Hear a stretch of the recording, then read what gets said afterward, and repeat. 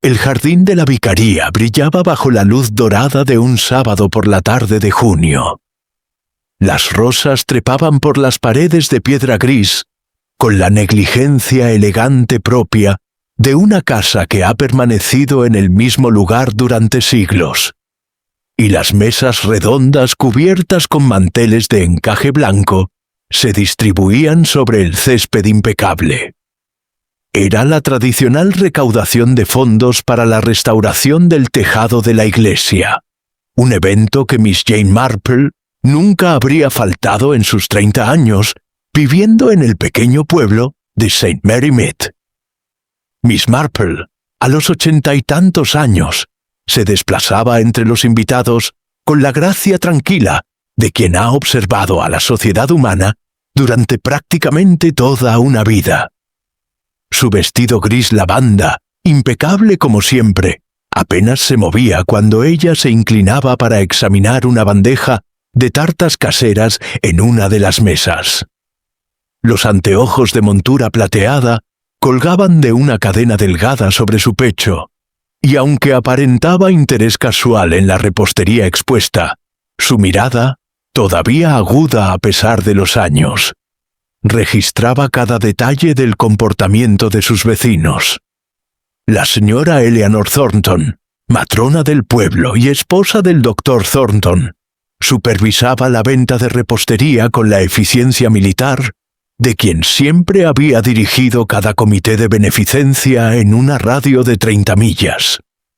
Sus manos regordetas disponían los pasteles en patrones geométricos perfectos, y su voz, ligeramente estridente, llamaba a los posibles compradores. «Vea estos eclairs de chocolate. Los hizo mi nuera Diana, una receta familiar que ha pasado por 3 generaciones». Fue precisamente este comentario lo que hizo que Miss Marple levantara la vista con algo más que interés académico. No tanto por los eclairs en sí, aunque ciertamente lucían apetitosos, sino por la expresión que había cruzado el rostro de su hijo, Robert Thornton, quien estaba de pie junto a su madre. Durante apenas una fracción de segundo, antes de que su expresión se normalizara en una sonrisa cortés, Miss Marple había visto algo que le resultaba familiar. Un relámpago de resentimiento apenas contenido. Robert Thornton era un hombre de 52 años, con el físico robusto de quien había pasado demasiado tiempo en clubes de caballeros y no lo suficiente en caminatas. Tenía los ojos de su madre, de un gris indeterminado, pero donde ella irradiaba autoridad maternal, él simplemente parecía apagado, como una fotografía que hubiera sido sobreexpuesta. Trabajaba en el Banco del Pueblo, un empleo que, según rumores que Miss Marple había recogido durante las conversaciones en la tienda de la esquina, no lo satisfacía completamente. Su esposa, Diana, era una mujer de 48 años, con el tipo de belleza que requería mantenimiento constante. Su cabello rubio oscuro estaba perfectamente ondulado en el peinado de la estación y llevaba un vestido de algodón estampado que probablemente había comprado en Londres. Mientras su suegra vendía los eclairs, Diana permanecía ligeramente apartada, conversando con la señora Catherine Aldrich, la viuda del anterior magistrado. «Es una receta que Eleanor ha cuidado ferozmente», oyó Miss Marple que Catherine comentaba, su tono ligeramente irónico. Catherine era una mujer del mismo linaje que Eleanor, de la misma generación, pero donde Eleanor se había convertido en una matriarca territorial, Catherine había preservado cierto sentido del humor sobre la pretensión aldeana. La guarda como si fuera la fórmula de un farmacéutico. Diana sonrió, un gesto que no alcanzó completamente sus ojos. Quizá lo es. A Eleanor le encanta que todos sepan que la receta es de la familia. Robert dice que Eleanor exigía jurar un secreto a todas las mujeres de la familia antes de permitirles que la utilizaran. Hizo una pausa y luego agregó con una ligereza que parecía practicada. Aunque, por supuesto, eso fue antes de que antes de que me uniera a la familia. Fue en este preciso momento cuando Miss Marple observó otro detalle menor. Eleanor Thornton, que había estado sonriendo ampliamente a un cliente potencial mientras le vendía un eclat, dejó caer momentáneamente su expresión cuando oyó estas palabras de Diana. Apenas fue nada, el tipo de microexpresión que la mayoría de las personas nunca hubiera notado. Pero Miss Marple había pasado demasiados años observando a la gente como para perderla. La tarde continuó en su curso agradable. Se vendieron tartas, se recaudó dinero para la iglesia y los vecinos del pueblo se enorgullecían de su sentido de comunidad. El reverendo Clemens, de 70 años, predicaba las virtudes del deber cristiano mientras probaba un pedazo de la torta de jengibre de la señora Hartwell.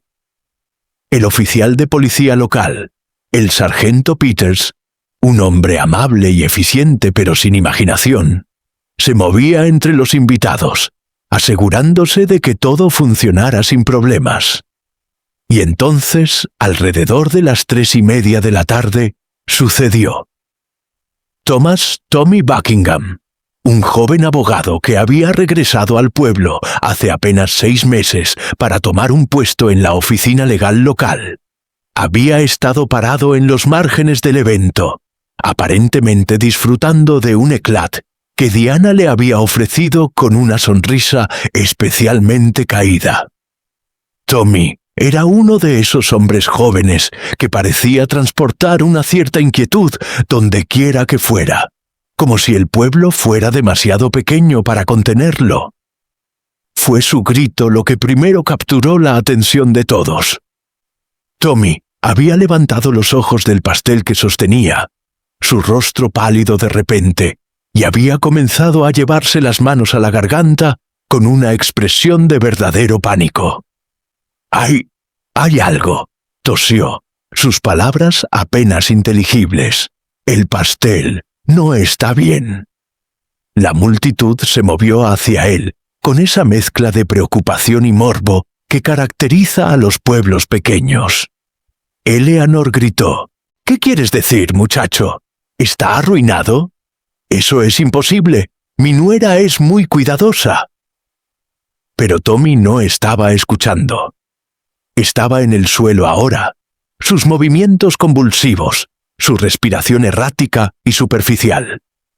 El doctor Thornton, quien afortunadamente estaba entre los invitados, se precipitó hacia él con la eficiencia profesional de un médico de la familia acostumbrado a lidiar con las afecciones de los habitantes del pueblo. «Necesito agua», fue lo único que dijo mientras examinaba la boca y la garganta de Tommy. «Y alguien debe llamar a una ambulancia». Miss Marple, quien seguía en las márgenes del caos, no había tomado un eclat. Estaba, como siempre, observando, procesando, registrando las pequeñas anomalías en el comportamiento humano que otros pasaban por alto. Vio a Eleanor Thornton convertirse de repente en blanca como la cera. Vio a Diana agarrar el brazo del reverendo Clemens como si necesitara algo para mantenerse de pie. Y vio a Robert Thornton, que había estado leyendo un periódico bajo un árbol, saltar de su asiento con una expresión de confusión genuina. El domingo por la mañana, cuando Miss Marple fue a la iglesia para el servicio matutino, el pueblo entero estaba en conmoción controlada. Tommy Buckingham había muerto durante la noche en el hospital de la ciudad vecina, a 18 millas de distancia. La causa inicial de la muerte parecía ser envenenamiento por alguna sustancia no identificada, aunque los análisis definitivos estarían disponibles en unos días. La policía ya estaba realizando preguntas preliminares y el sargento Peters había visitado la casa de los Thornton para hacer una inspección de las sobras del lote de eclairs que Diana había preparado.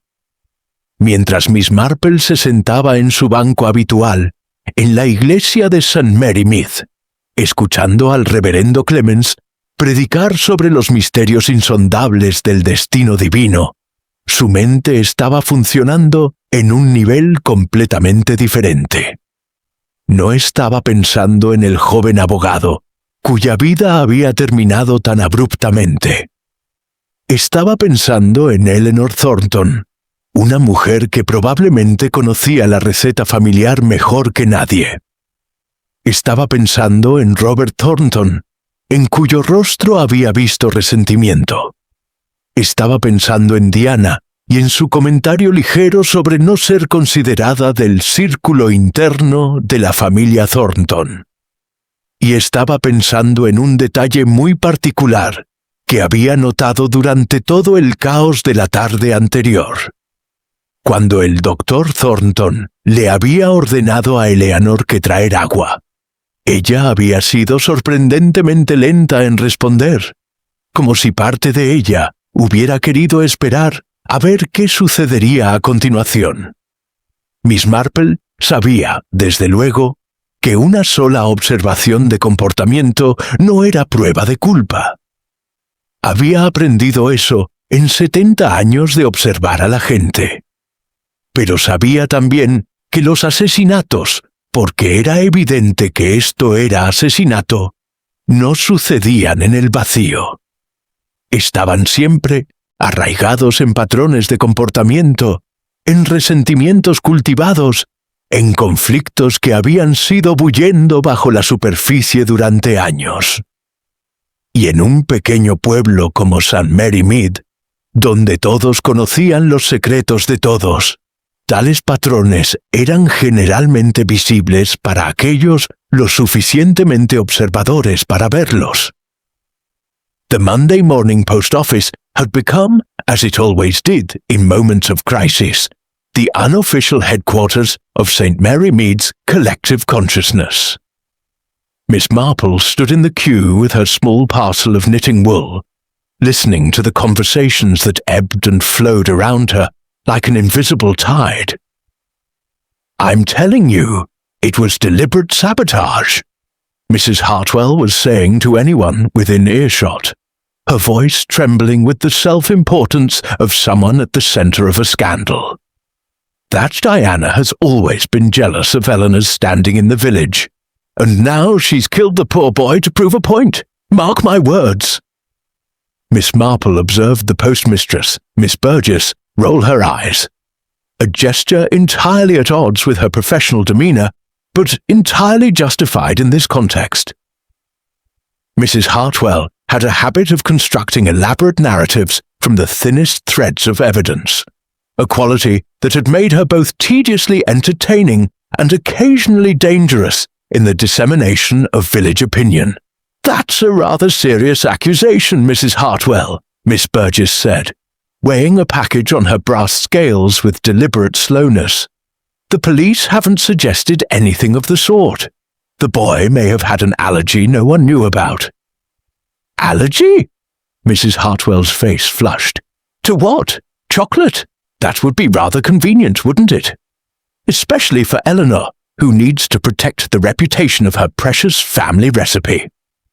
It was this last comment that caused an older woman standing near the back of the queue, Mrs. Wilkins, who had lived in St. Mary Mead for nearly as long as Miss Marple herself, to let out a small, bitter laugh. "Eleanor protecting her recipe?" Mrs. Wilkins shook her head slowly. "That woman has been obsessed with that recipe for 40 years. When Robert married Diana, Eleanor actually made her sign a written agreement not to share it. A written agreement, can you imagine? As if Diana was signing some sort of corporate contract rather than joining a family. Miss Marple paid for her wool and moved toward the door, but not before catching the expression on Miss Burgess's face. Surprise mingled with a kind of grim recognition that came from knowing certain truths about one's neighbors that no one explicitly acknowledged in polite conversation. By Tuesday afternoon, the narrative of St. Mary Mead had begun to solidify into something more concrete, though no more accurate. The police investigation had yielded results from the preliminary toxicology report. Cyanide, administered in a quantity sufficient to cause death within hours. The eclairs in question had been traced to Diana's kitchen, and the specific batch that Tommy had consumed had been removed from the serving table and sealed as evidence. The Thornton household had become the centre of village attention in a way that was both thrilling and deeply uncomfortable for everyone involved. Speculation bloomed like weeds in an untended garden. At the village tea room, a small establishment run by the Mrs. Pennington, two sisters in their 70s who had never married and seemed to derive their entire understanding of human nature from the gossip that passed through their establishment. The conversations became increasingly baroque. Perhaps it was the boy himself, suggested Miss Violet Pennington, the younger of the two, as she poured Earl Grey for Mrs. Catherine Aldridge and Miss Marple. Perhaps he had enemies we didn't know about. He was a lawyer, after all. Lawyers always have enemies. Miss Marple set down her teacup with the care of someone handling fragile china. "That is one possibility, certainly," she said quietly, "though I understood Tommy to be relatively new to legal practice here in St. Mary Mead. I'm not certain he would have had time to make serious enemies in the professional sense." Catherine Aldridge, who had a mind that moved in similarly precise patterns to Miss Marple's own, leaned forward slightly. "What intrigues me is the method. Cyanide is not a common poison. It requires knowledge, intention, and access. These are not the hallmarks of a crime of passion." The conversation paused while Miss Violet refilled the teapot, giving Miss Marple a moment to study the face of the woman across from her. Catherine Aldridge had the bearing of someone who had observed her own share of human weakness and institutional hypocrisy. Her late husband, the magistrate, had apparently been a man of considerable complexity and limited virtue.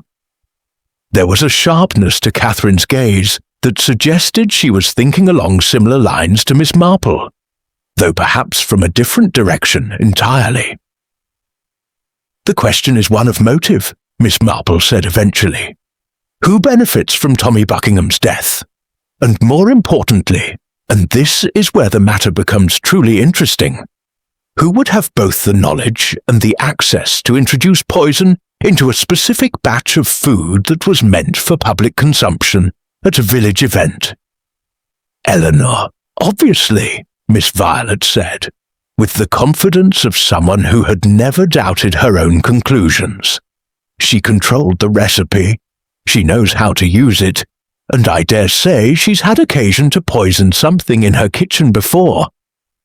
This last comment was delivered with such casual certainty that Miss Marple felt moved to inquire further. "You suggest she has experience with poisonous substances?" "Well, she gardens, doesn't she?"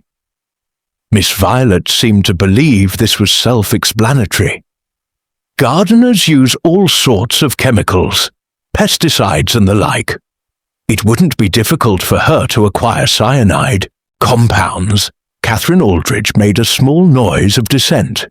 "Gardening pesticides are not cyanide, Miss Violet, and even if they were, Eleanor would not be so foolish as to use a poison from her own garden, which would immediately point toward her guilt. No, if Eleanor Thornton is the murderer, and I'm not suggesting she is, she would have acquired the poison from a source completely disconnected from St. Mary Mead."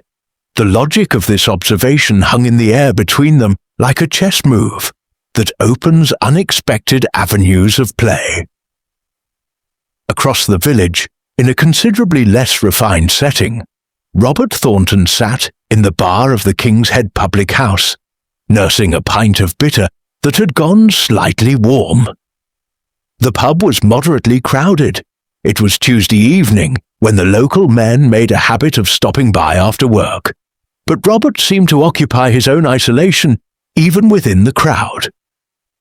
Peter Marsh, the publican, and a man of approximately Robert's age, was watching him with the concerned expression of someone who had known a person long enough to recognize when something fundamental had shifted in their emotional weather. "You should go home," Peter said eventually. After Robert had ordered his third pint, "It's not doing you any good sitting here. Diana will be worried." Robert's laugh was harsh, almost bitter. "Diana is not worried. Diana is performing. There's a difference." He took another drink. "Do you know what she asked me this morning? She asked if I thought the police suspected her. Not whether she was innocent, you understand. Not whether she was worried about the investigation. She asked if the police suspected her. As if the only concern was how she appeared." Peter said nothing, but he began to polish a glass with unnecessary vigor. The kind of activity that allowed a man to maintain the pretense of not listening while actually absorbing every word. "I wonder sometimes," Robert continued, his voice dropping to a register that suggested he was largely speaking to himself, "whether I ever really knew her at all, or whether I simply chose not to look too carefully at what was in front of me." This cryptic statement hung suspended between them, more troubling in its implications than any direct accusation could have been.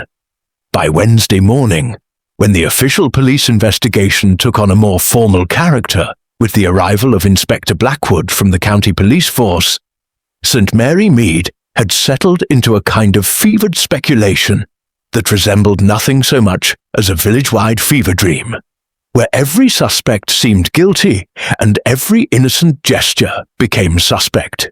It was into this landscape of rumour and accusation that Miss Marple moved with her customary calm, watering her garden, visiting the village shops, and listening, always listening, to the stories that people told about themselves and about each other.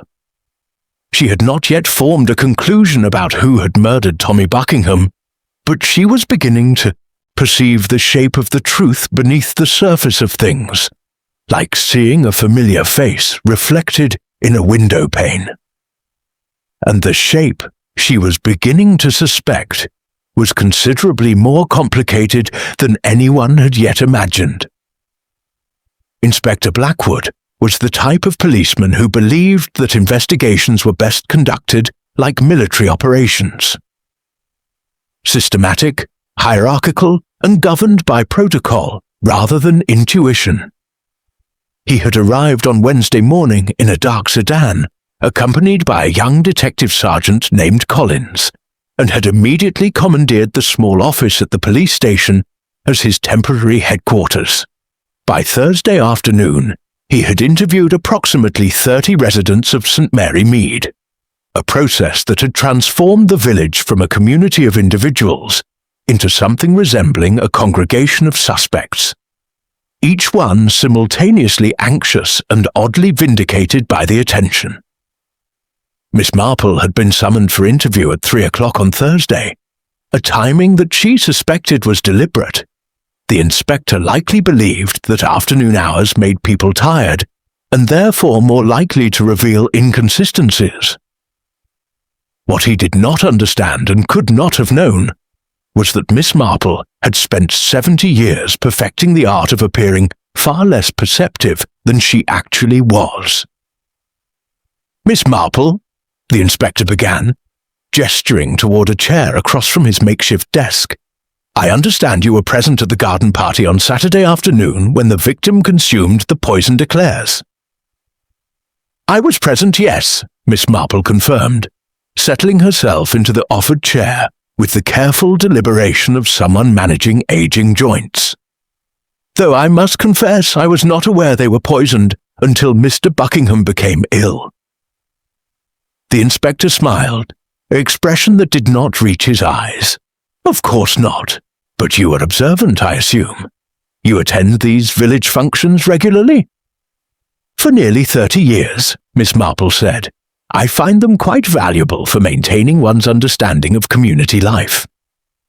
And that afternoon, did you notice anything unusual? Any tension between particular individuals? Anything that might suggest premeditation?" Miss Marple was quiet for a moment, her aged hands folded gently in her lap.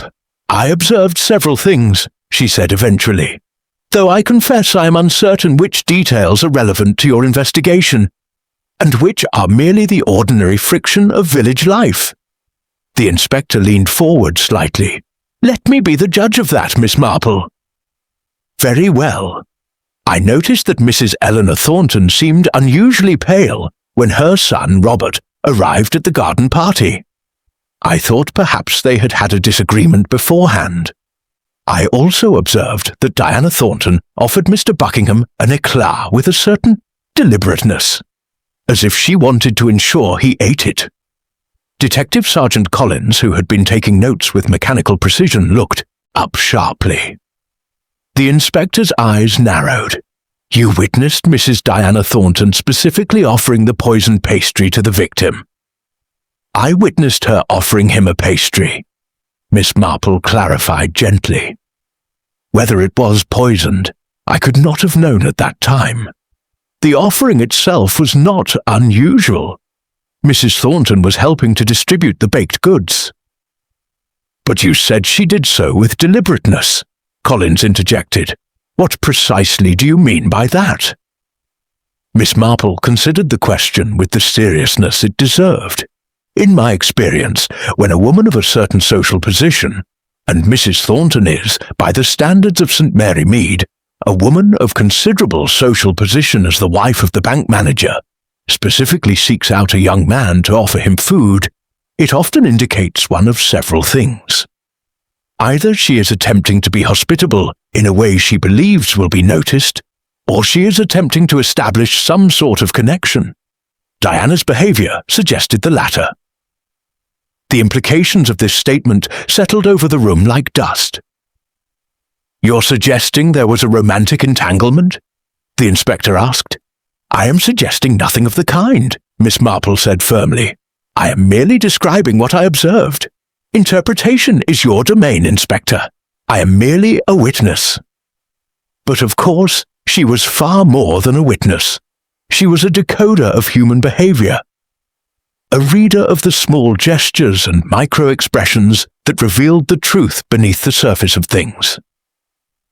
Later that afternoon, while the inspector was conducting his interview with Robert Thornton in another office, Miss Marple found herself walking through the village with Catherine Aldridge, who had also been summoned for questioning.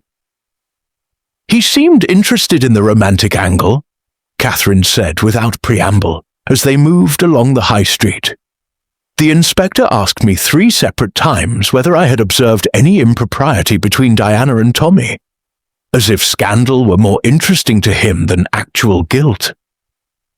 "Scandal and guilt are often intertwined," Miss Marple observed. "People commit crimes for emotional reasons far more often than for logical ones.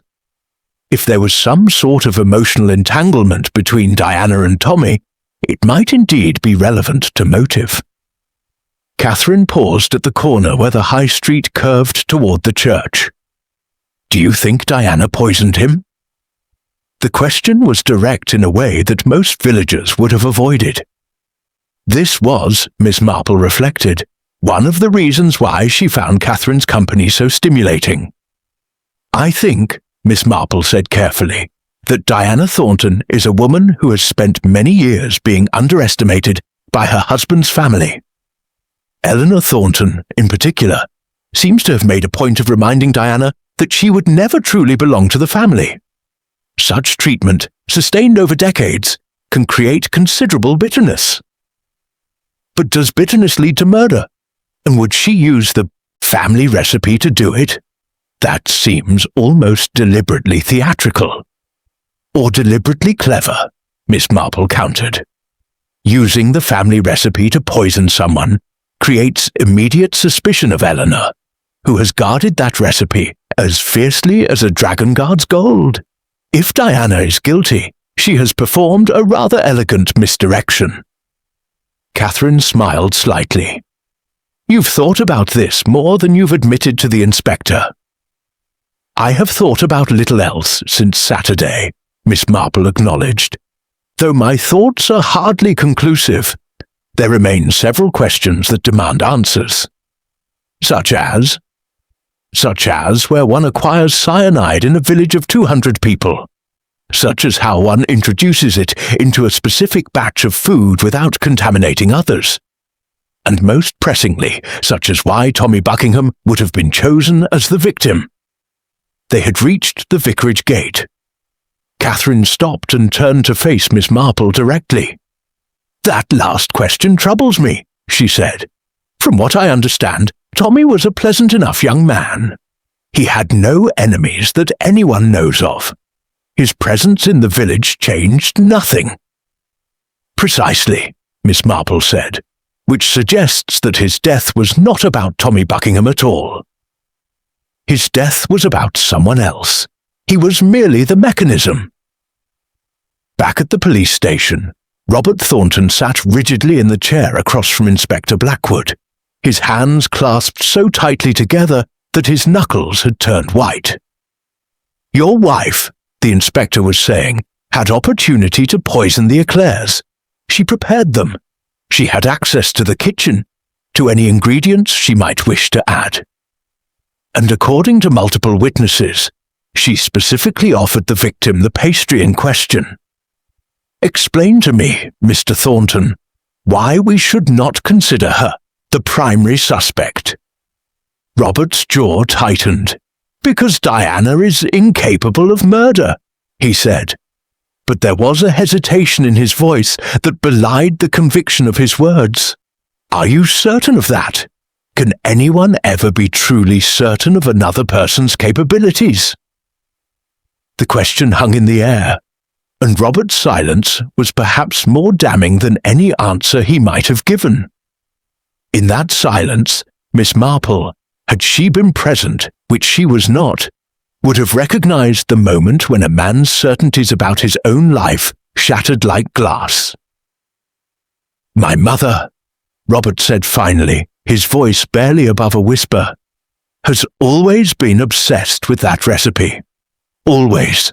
When Diana married into the family, my mother made her sign a document agreeing never to share it. I thought it was absurd at the time, but I said nothing. I never say anything." "Obsessed enough to poison someone to protect it?" the inspector asked. Robert did not answer. He did not need to. The absence of denial was itself an answer, a terrible and compromising answer that would, in the days to come, cause considerable suffering to everyone involved.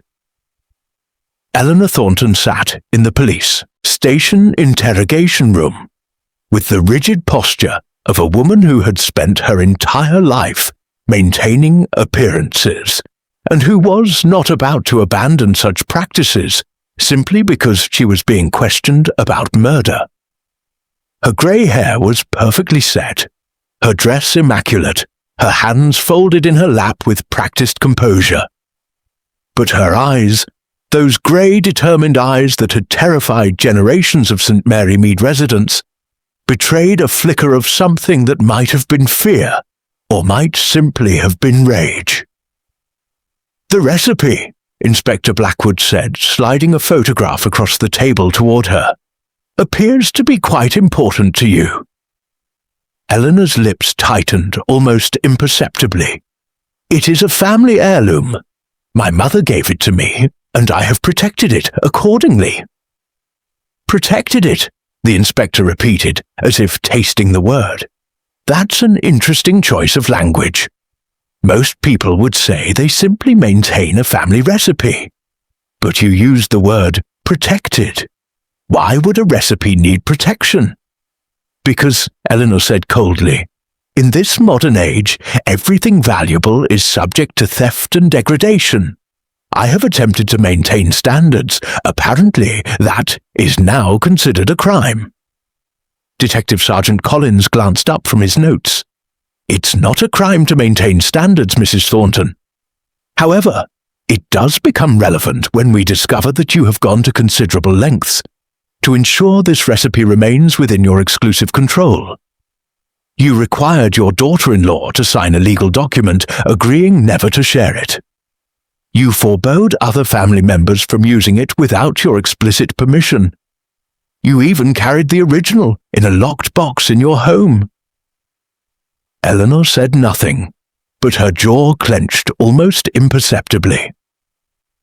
We've also discovered, the inspector continued, that approximately 3 years ago, there was an incident in which your granddaughter attempted to share the recipe with a friend. You became extremely angry, removed the granddaughter's allowance, and refused to speak to her for 6 months. Is that accurate? Children must be taught discipline, Eleanor said finally. Children, perhaps? But what about adults? Your son, Robert, has been under your control for his entire life. Your daughter-in-law has been systematically excluded from family activities because she cannot be trusted with the recipe. And then, the inspector leaned back in his chair, allowing the silence to stretch. Tommy Buckingham arrives in the village. Eleanor's composure faltered for just a moment. A muscle twitched near her right eye. Tommy Buckingham was a legal associate at the firm where your son works, the inspector continued. And according to several witnesses, Tommy and your son had become quite friendly. In fact, on at least 2 occasions, Tommy was invited to the Thornton house for dinner. He spent time in your kitchen. He could, theoretically, have learned the recipe. He was never in the kitchen unsupervised, Eleanor said sharply. Are you certain? Because one of the household staff, the daily help, Mrs. Patterson, recalls seeing Tommy at the kitchen table on more than one occasion, studying some papers. She assumed they were legal documents, but were they? Eleanor remained silent, but the silence was now a fortress, impenetrable and desperate. In the village that evening, news of Eleanor's interrogation had already spread like wildfire through the social networks of St. Mary Mead. By the time Miss Marple visited the grocer's shop to purchase her weekly supply of tea, the narrative had solidified. Eleanor Thornton had poisoned Tommy Buckingham because he had discovered the secret recipe, and she had become paranoid about family secrets being exposed. It was a compelling narrative. It was also, Miss Marple suspected, entirely incorrect. She was browsing the shelves when Diana Thornton entered the shop, and the entire atmosphere seemed to shift. Mrs. Hartwell, who had been gossiping animatedly with the grocer, fell silent. The young mother pushing a pram near the door suddenly became intensely interested in the window display. Diana herself appeared unaware of the shift in social temperature, moving through the shop with the practiced movements of someone who had shopped in this particular location for years, and knew exactly where everything was located. But Miss Marple, watching from her position near the tea selection, observed something more subtle. Diana's hands trembled slightly as she selected items from the shelves. Her jaw was clenched. And when Mrs. Hartwell, in what she apparently believed was a gesture of kindness, asked, "How are you managing, dear?" the smile that crossed Diana's face was so brittle it seemed capable of shattering. "Quite well, thank you," Diana said, her voice pitched slightly higher than normal. "Though I confess the last few days have been trying." "Of course they have," Mrs. Hartwell said, with the false sympathy of someone who was actually thriving on drama. "It must be terrible, knowing that the food you prepared resulted in a young man's death.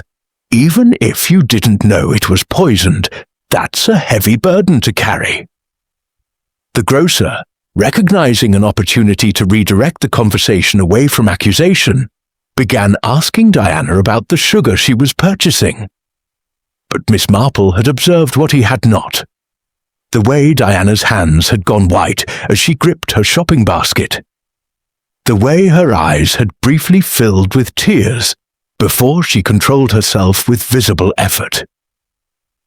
When Diana left the shop 10 minutes later, carrying her modest purchase, Miss Marple made a mental note to follow her, not in any dramatic fashion, but simply as an observer, following the natural course of her own errands. She caught up with Diana as the younger woman was walking toward the residential area of the village. "Mrs. Thornton," Miss Marple said gently, "might I walk with you?" Diana startled, as if she had not realized anyone was behind her. When she recognized Miss Marple, something in her posture shifted, not relief exactly, but perhaps a reduction in the constant tension. "Of course, Miss Marple, I would welcome the company." They walked in silence for a moment, moving along the lane bordered by hawthorn hedges in full bloom. The afternoon light was golden, almost painfully beautiful in contrast to the darkness of the events that had brought such scrutiny to the village. "People are kind," Diana said eventually, her voice barely above a whisper, "but their kindness is conditional. They smile and ask how you are, but what they really want is for you to confirm their suspicions. If I break down, it proves I'm guilty. If I remain composed, it proves I'm cold-blooded. Either way, I am guilty." "That is the particular curse of being a woman under suspicion," Miss Marple said. "Men are allowed a far wider range of emotional responses before they are judged as potentially culpable. But I wonder, Mrs. Thornton, and please know that I ask this purely out of curiosity, rather than accusation, what exactly are people suspecting you of?" Diana stopped walking and turned to face Miss Marple directly. Her eyes were red-rimmed now, though she had managed not to cry. "They think I poisoned the eclairs. They think I wanted to hurt Eleanor's reputation, or that I had some sort of romantic entanglement with Tommy that motivated me. Or perhaps they think I simply wanted to prove my capability, to prove that I could match Eleanor's expertise in the kitchen." She laughed, a sound of genuine despair. "They think Tommy's death was about me. They cannot imagine it might be about something else entirely." Miss Marple processed this statement with the careful attention it deserved. "What do you believe it was about, Mrs. Thornton?" "I believe," Diana said slowly, "that someone in this village had a reason to want Tommy Buckingham dead that had nothing to do with recipes or family secrets. And I believe that whoever did it has been remarkably clever about allowing my marriage, my family connection, and my unfortunate expertise as a baker to obscure the real motive." With that, Diana resumed walking, leaving Miss Marple standing alone on the lane, her mind already reconstructing the evidence with this new perspective. That evening, as Miss Marple sat in her small cottage with her knitting, she realized that the investigation had reached a critical juncture. The police were preparing to move forward with Eleanor Thornton as their primary suspect, building a case based on motive, obsession with the recipe, opportunity, access to the kitchen, and means, knowledge of poisonous substances. It was a case that held together logically, one that a jury would likely find convincing. But it was, Miss Marple was increasingly certain, a case built on foundations of sand.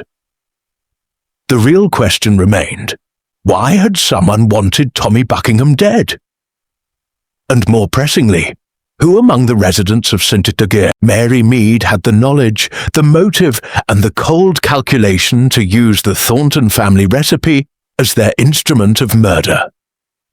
The answer, she suspected, lay not in the kitchen, but in the history of the village itself, in secrets buried so deep that most residents had forgotten they existed at all. It was not in any dramatic fashion that Miss Marple uncovered the crucial detail that would unravel the entire investigation. Rather, it was during a perfectly ordinary conversation with the Reverend Clements, conducted over tea in the vicarage parlour on Friday afternoon, while rain pattered against the Victorian windows, and the world outside seemed to have contracted into a grey, intimate space. The Reverend had invited her specifically, she understood, because he was troubled by something. At 70 years of age, with 30 years of service to the parish, he had developed a habit of consulting Miss Marple on matters that troubled his conscience, not as a priest consulting with a parishioner, but rather as one keen observer of human nature consulting with another.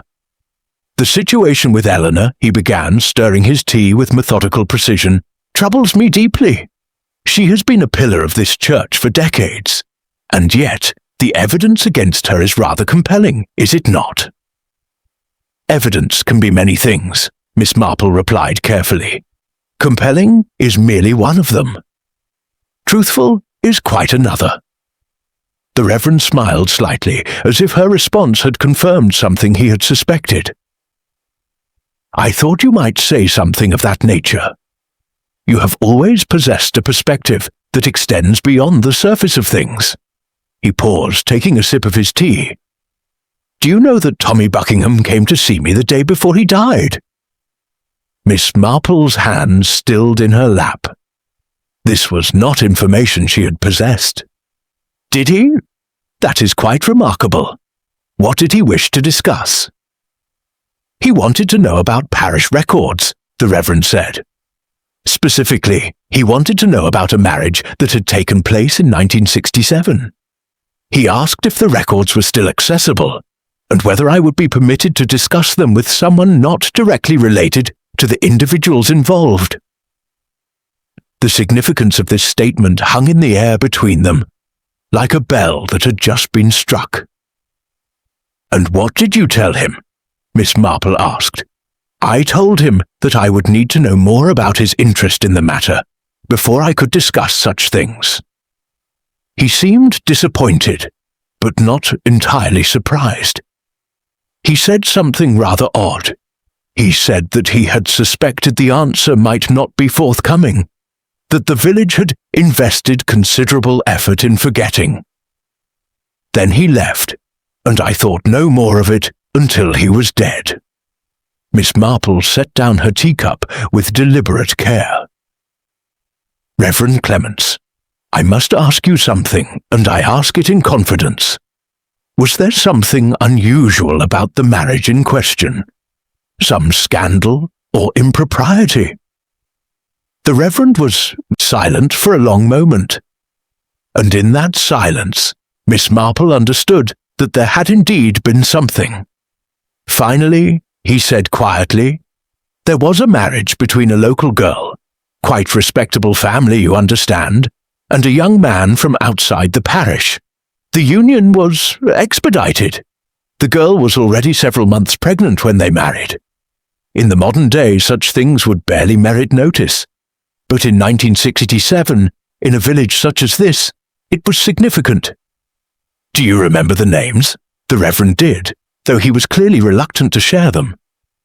But he understood, as Miss Marple did, that withholding information at this juncture could constitute obstruction of justice. The girl was Margaret Ashford. The man was Thomas Buckingham, the father of the young man who died. The rain continued its percussion against the windows as Miss Marple processed this information. Tommy Buckingham, the victim, had been investigating his own family history. He had discovered something in that history that had motivated him to seek out parish records. And someone in St. Mary Mead had become anxious enough about that investigation to poison him. Do you know what became of Margaret and Thomas? Miss Marple asked. They left the village shortly after the marriage. I believe they moved to the Midlands. I never heard from them again. The Reverend paused. But I did hear, some years later through church gossip, that the marriage did not survive. Thomas left Margaret and the child. Margaret remarried eventually to a decent enough man named Buckingham. She took his name, and the child was raised as his legitimate heir. The implications crystallized in Miss Marple's mind like frost forming on a winter morning. Tommy Buckingham had not been investigating his family history out of academic interest. He had been investigating his own paternity.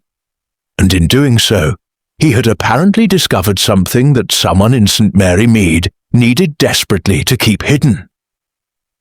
Saturday morning found Miss Marple at the village library, a small establishment housed in what had once been a merchant's cottage. The librarian, Miss Patricia Henshaw, was a woman in her early 60s who maintained the library with the precision of someone who believed that books and their careful organization were among humanity's greatest achievements. "I'm looking for information about residents," Miss Marple said, "specifically individuals who were present in St. Mary Mead around 1967. The parish registers at the church contain some information, but I thought the library might have local newspaper archives." Miss Henshaw's interest was immediately piqued. She led Miss Marple to the back room, where bound copies of the St. Mary Mead Gazette were stored, organized chronologically on metal shelves.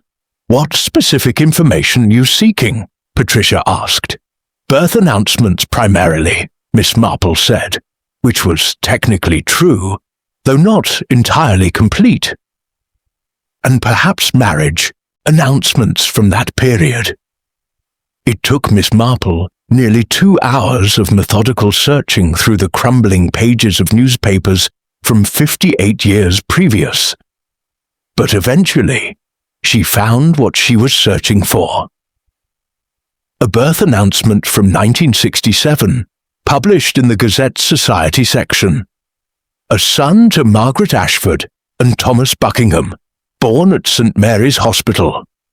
The child has been christened Edward Michael Buckingham." Edward, not Tommy.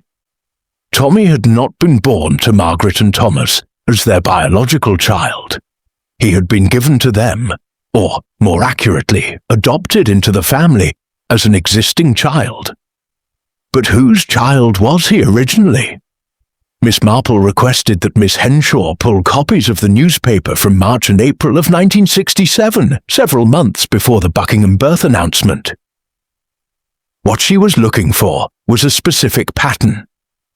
Unwed pregnancies, hasty adoptions, girls sent away to stay with relatives, the usual social mechanisms by which villages of that era had concealed their uncomfortable truths.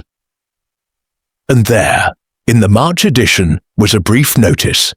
Miss Eleanor Ashford, daughter of the late Charles Ashford, has undertaken an extended visit to her cousin's residence in Surrey. She's expected to return to the village in the autumn. Eleanor Ashford. Not Eleanor Thornton, as she was now known, but Eleanor Ashford, and she had left the village in March of 1967, at precisely the time when an unmarried young woman would begin to show signs of pregnancy. By the time Miss Marple left the library, the rain had cleared and the afternoon sun had emerged with the particular brightness that follows English spring showers.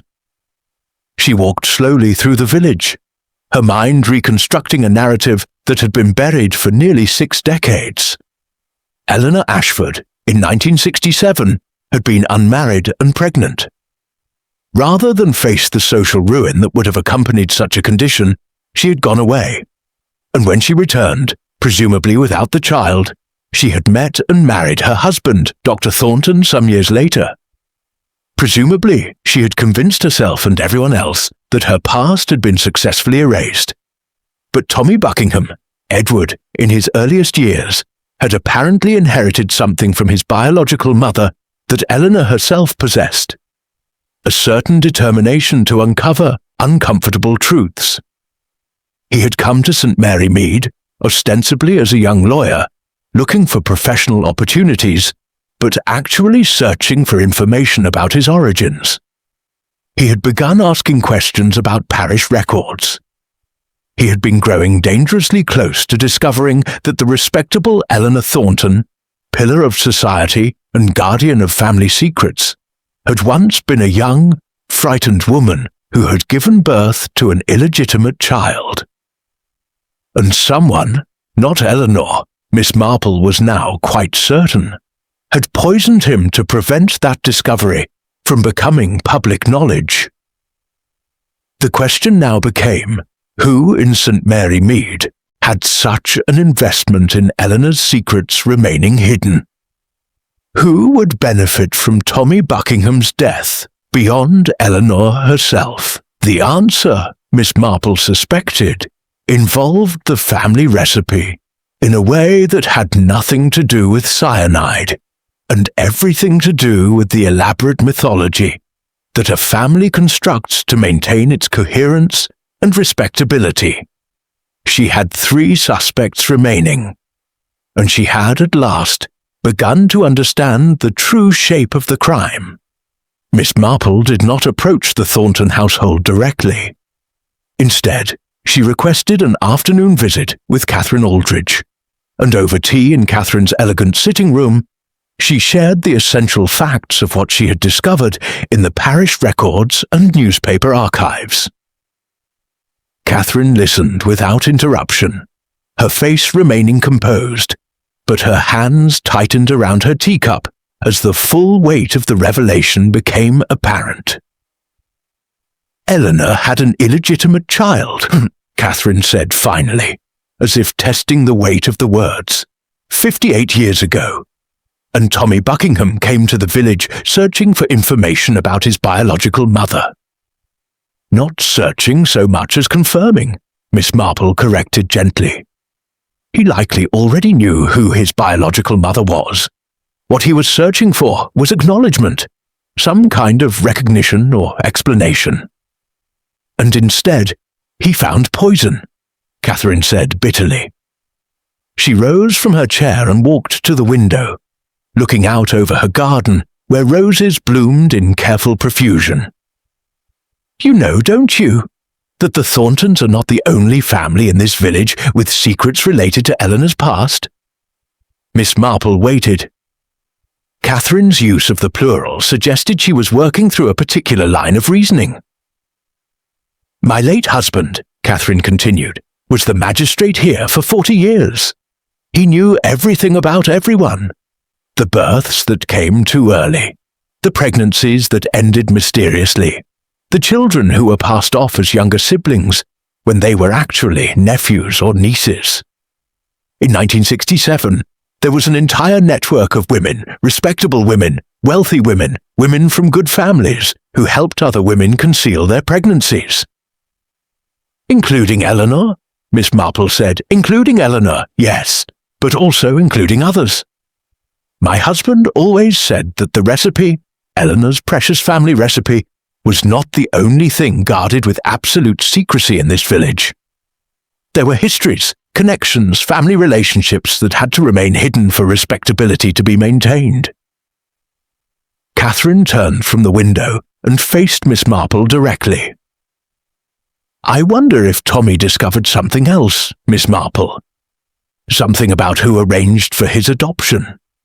Something about who the other people involved in his mother's secret truly were. The implications of this statement reverberated through the afternoon air, like a bell struck in a cathedral.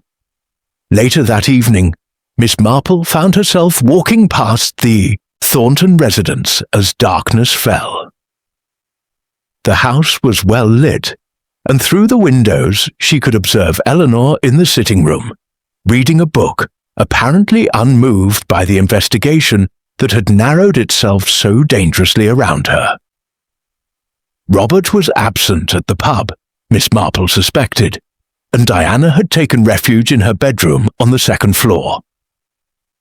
But it was in the kitchen where Miss Marple's attention was drawn, for it was there that she observed Dr. Thornton himself, Eleanor's husband of nearly 50 years. Preparing tea with the methodical precision of someone attempting to maintain normalcy in extraordinary circumstances. Miss Marple had not, until that moment, considered Dr. Thornton as anything more than a bit player in the drama. He was a quiet man, absorbed in his medical practice, seemingly content to allow his wife to dominate the social spheres of their life. But now, observing him through the window, the careful way he handled the teapot, The particular attention he paid to ensuring that Eleanor's cup was prepared exactly as she preferred it, Miss Marple recognized something else entirely. She recognized a man who had spent decades protecting someone, who had made himself complicit in their secrets, who had, perhaps, become invested in those secrets in a way that made him willing to do extraordinary things to preserve them. The next morning, Miss Marple arranged to visit Dr. Thornton in his surgery under the pretense of discussing a minor circulatory issue that she had in fact been managing quite adequately for years. The doctor's office was located in a converted cottage near the church, and it maintained the atmosphere of a place that had served its community with quiet competence for a very long time. "Miss Marple," Dr. Thornton greeted her, his manner professional and cordial. "What seems to be troubling you?" "Nothing pressing," Miss Marple assured him, settling into the chair opposite his desk, "though I confess I have been thinking about matters of confidentiality in medical practice. I understand, of course, that a physician is bound by strict codes of ethical conduct regarding patient information." Dr. Thornton's hand stilled slightly as he prepared to take her blood pressure. "That is correct," he said carefully. "A doctor's primary duty is to protect the privacy of his patients. Even," Miss Marple continued gently, "when that patient's secrets might be relevant to a criminal investigation." The doctor's fingers, which had been positioning the blood pressure cuff, became momentarily rigid. When he spoke, his voice was controlled but carrying an undercurrent of tension. "That would depend, I believe, on the nature of the secret and whether its disclosure would serve justice or merely satisfy curiosity.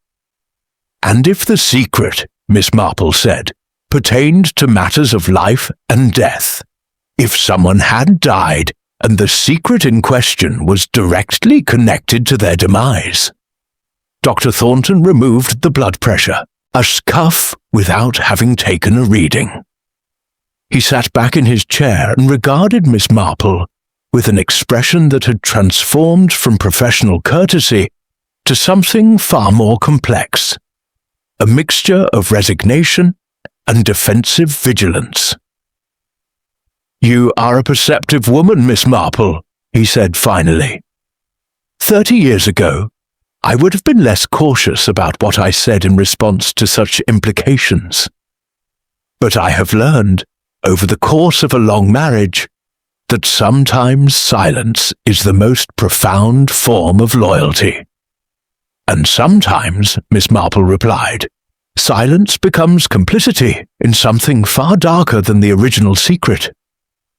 "Is it?" Dr. Thornton stood and walked to the window of his surgery, looking out over the street toward the church tower. "Eleanor came to me in 1967 and told me she was pregnant. She told me the child had been conceived in a moment of weakness with a man she did not love and did not wish to marry. She asked me what she should do. I was a young doctor then, ambitious, wishing to make my way in the world. I could have refused her. But I loved her even then, you see. I have always loved her from the moment she walked into this village as a girl of 18. "So you helped her," Miss Marple said. "It was not a question. I knew of families willing to adopt. I knew of ways these matters could be arranged discreetly, legally, with minimal social consequence. I made the arrangements. I delivered the baby myself in a private clinic outside the village. And then I returned to Eleanor and told her that her secret would be safe with me, forever.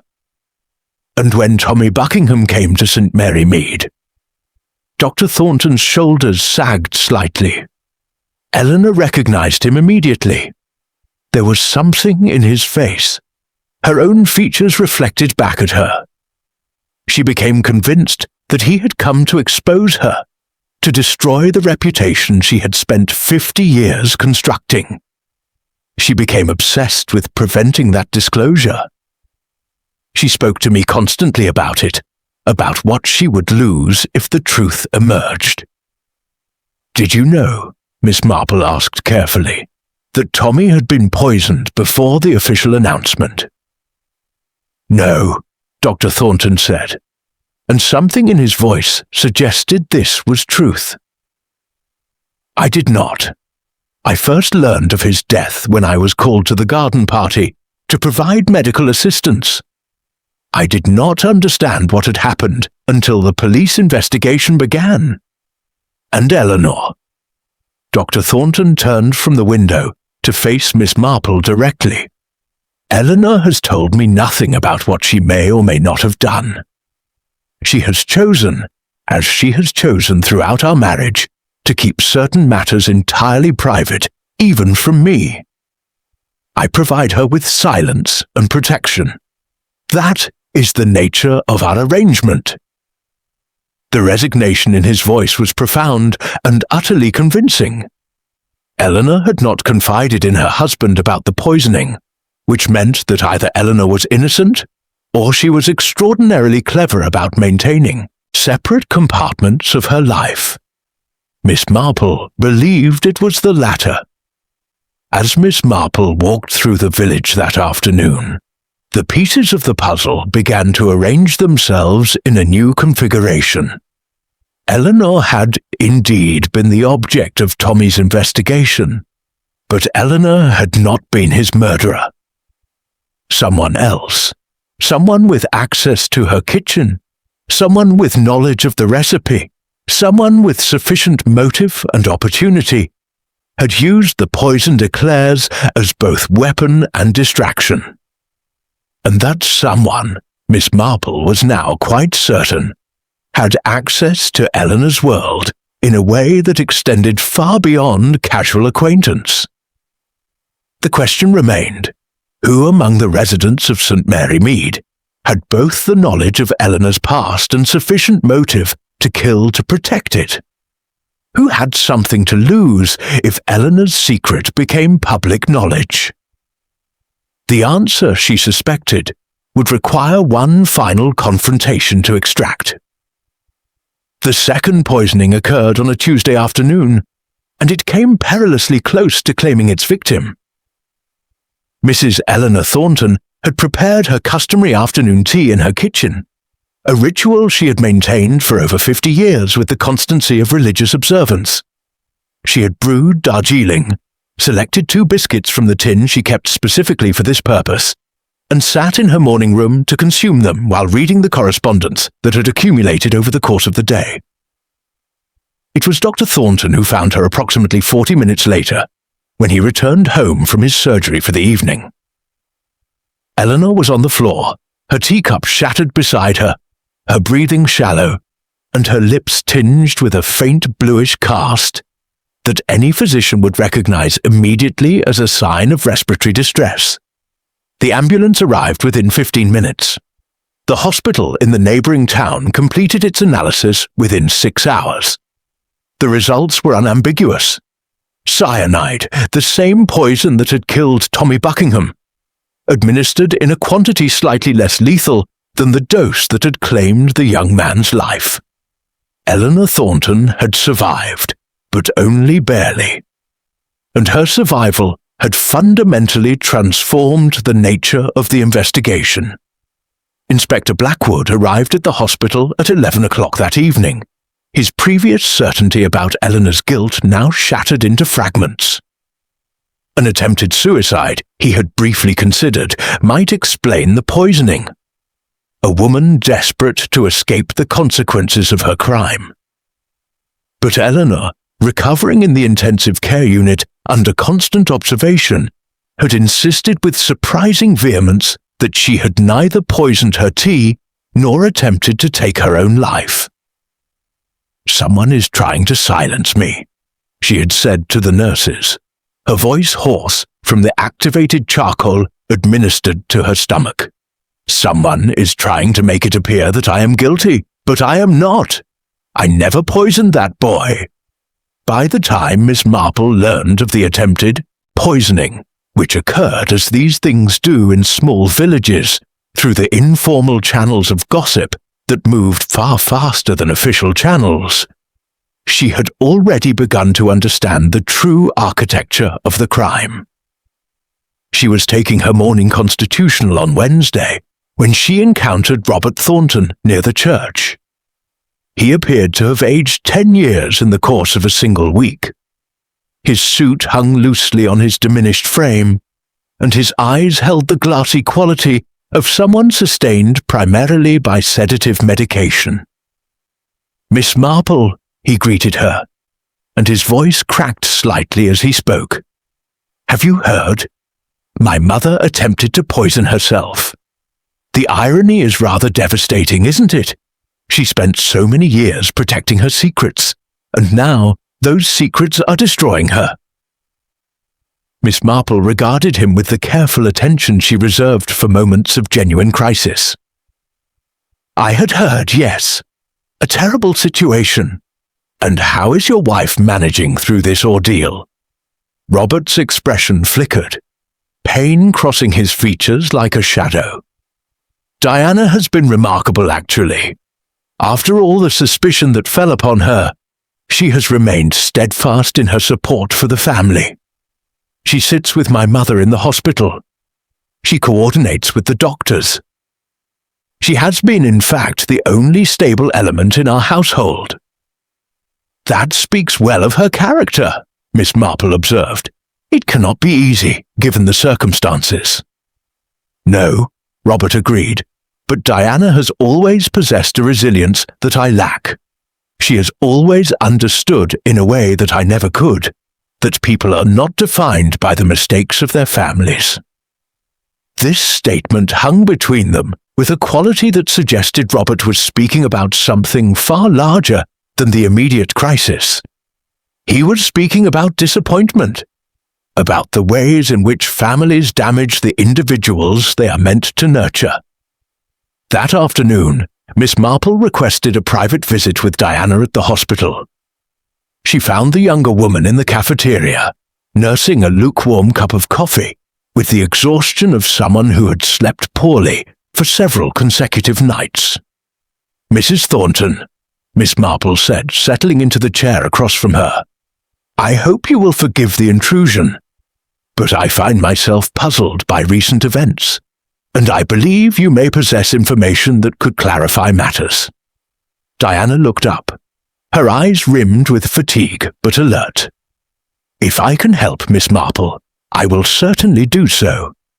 The police seem convinced that my mother-in-law is either a murderer or a suicide risk, neither of which I believe to be true." "And what do you believe to be true?" Miss Marple asked gently. Diana set down her coffee cup and was quiet for a long moment. When she spoke, her voice was barely above a whisper. "I believe that someone in this village has decided that Eleanor's secret is worth killing for.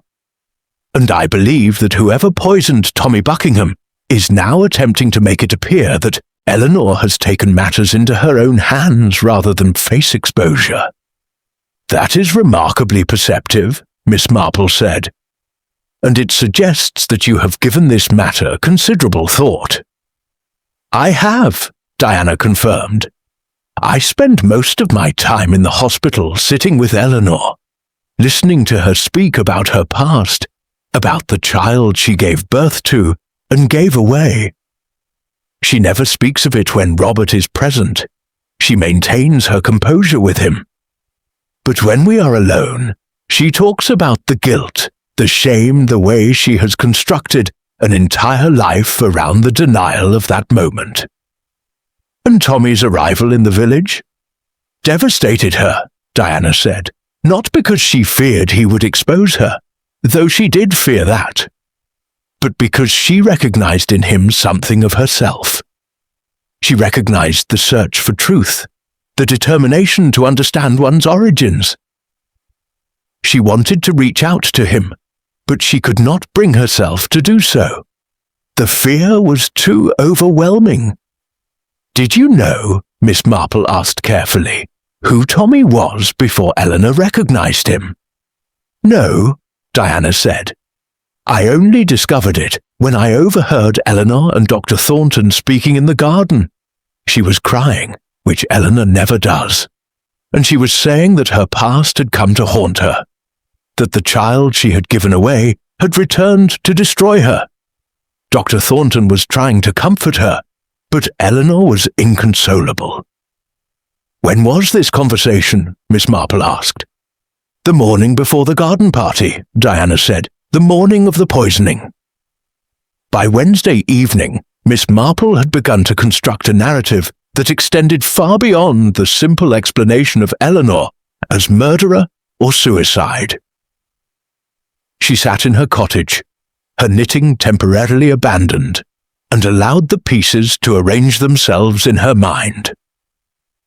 Tommy Buckingham had come to St. Mary Mead searching for information about his biological mother. He had discovered Eleanor's identity, and he had begun making discreet inquiries about her family, her history, her connections. Someone had learned of his investigation.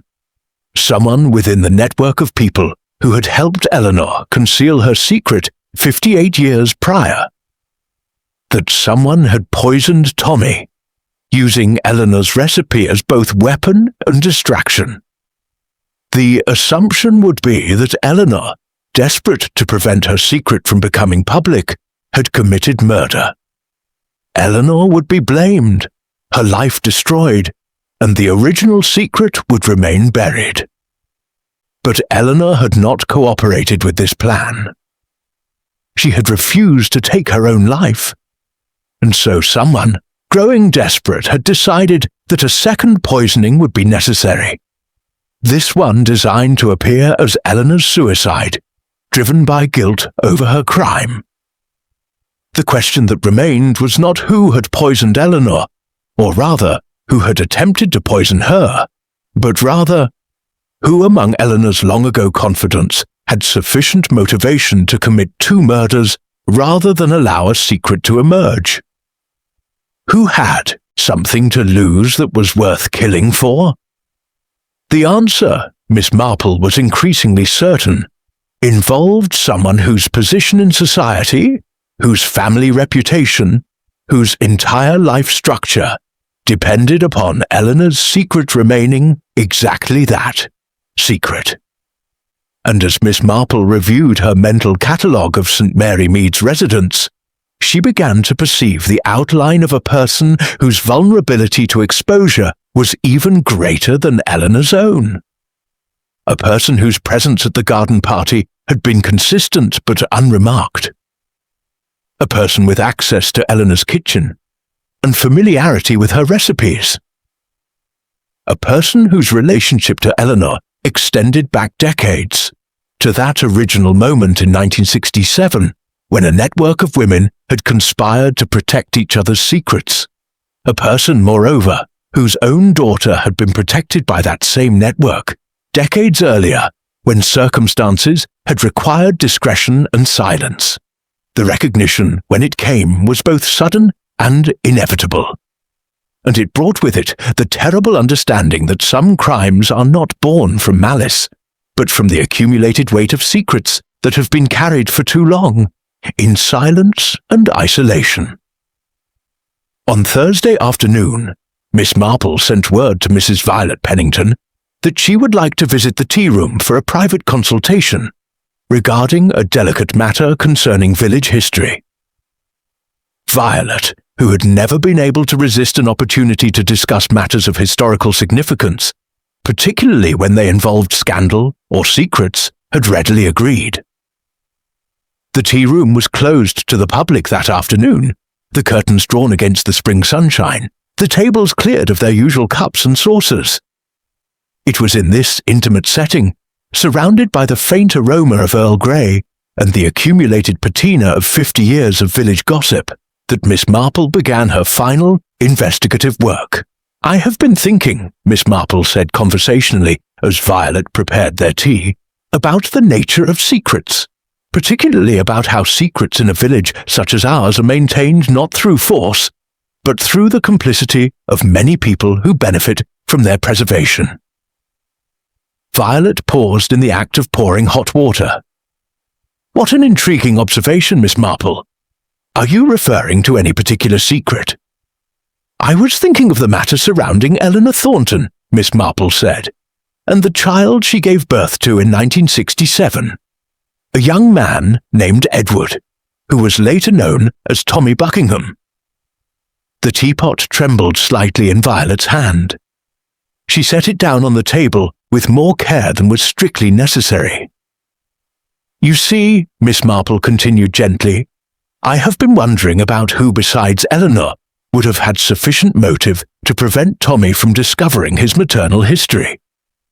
Eleanor herself had been living with the secret for 58 years. She had made peace with it, more or less, within the confines of her marriage and her private guilt. But someone else, someone whose own child's legitimacy or respectability might be called into question if the truth emerged, might have felt differently about the matter." "Miss Marple," Violet said, her voice carefully modulated, "I'm not entirely certain what you're suggesting." "I am suggesting," Miss Marple said, "that your sister Rose was not, as far as the public record is concerned, your sister. That your parents adopted Rose in 1966, shortly before Eleanor gave birth to Tommy. And that you, as the keeper of family secrets, the eldest sibling, the one who understood what sacrifices had been made for family respectability, became deeply invested in ensuring that no revelation would taint your sister's legitimacy or standing in this community." Violet's face had gone very pale. Her hands, which had been occupied with the tea service, now lay rigidly on the table. "How did you—" Violet began, then stopped herself. "The parish records," Miss Marple said quietly. "Rose appears in the records as an adopted child, a note made in the margins by the Reverend at that time. A small detail, easily overlooked. But when I cross-referenced it with newspaper announcements and school rolls, a pattern emerged.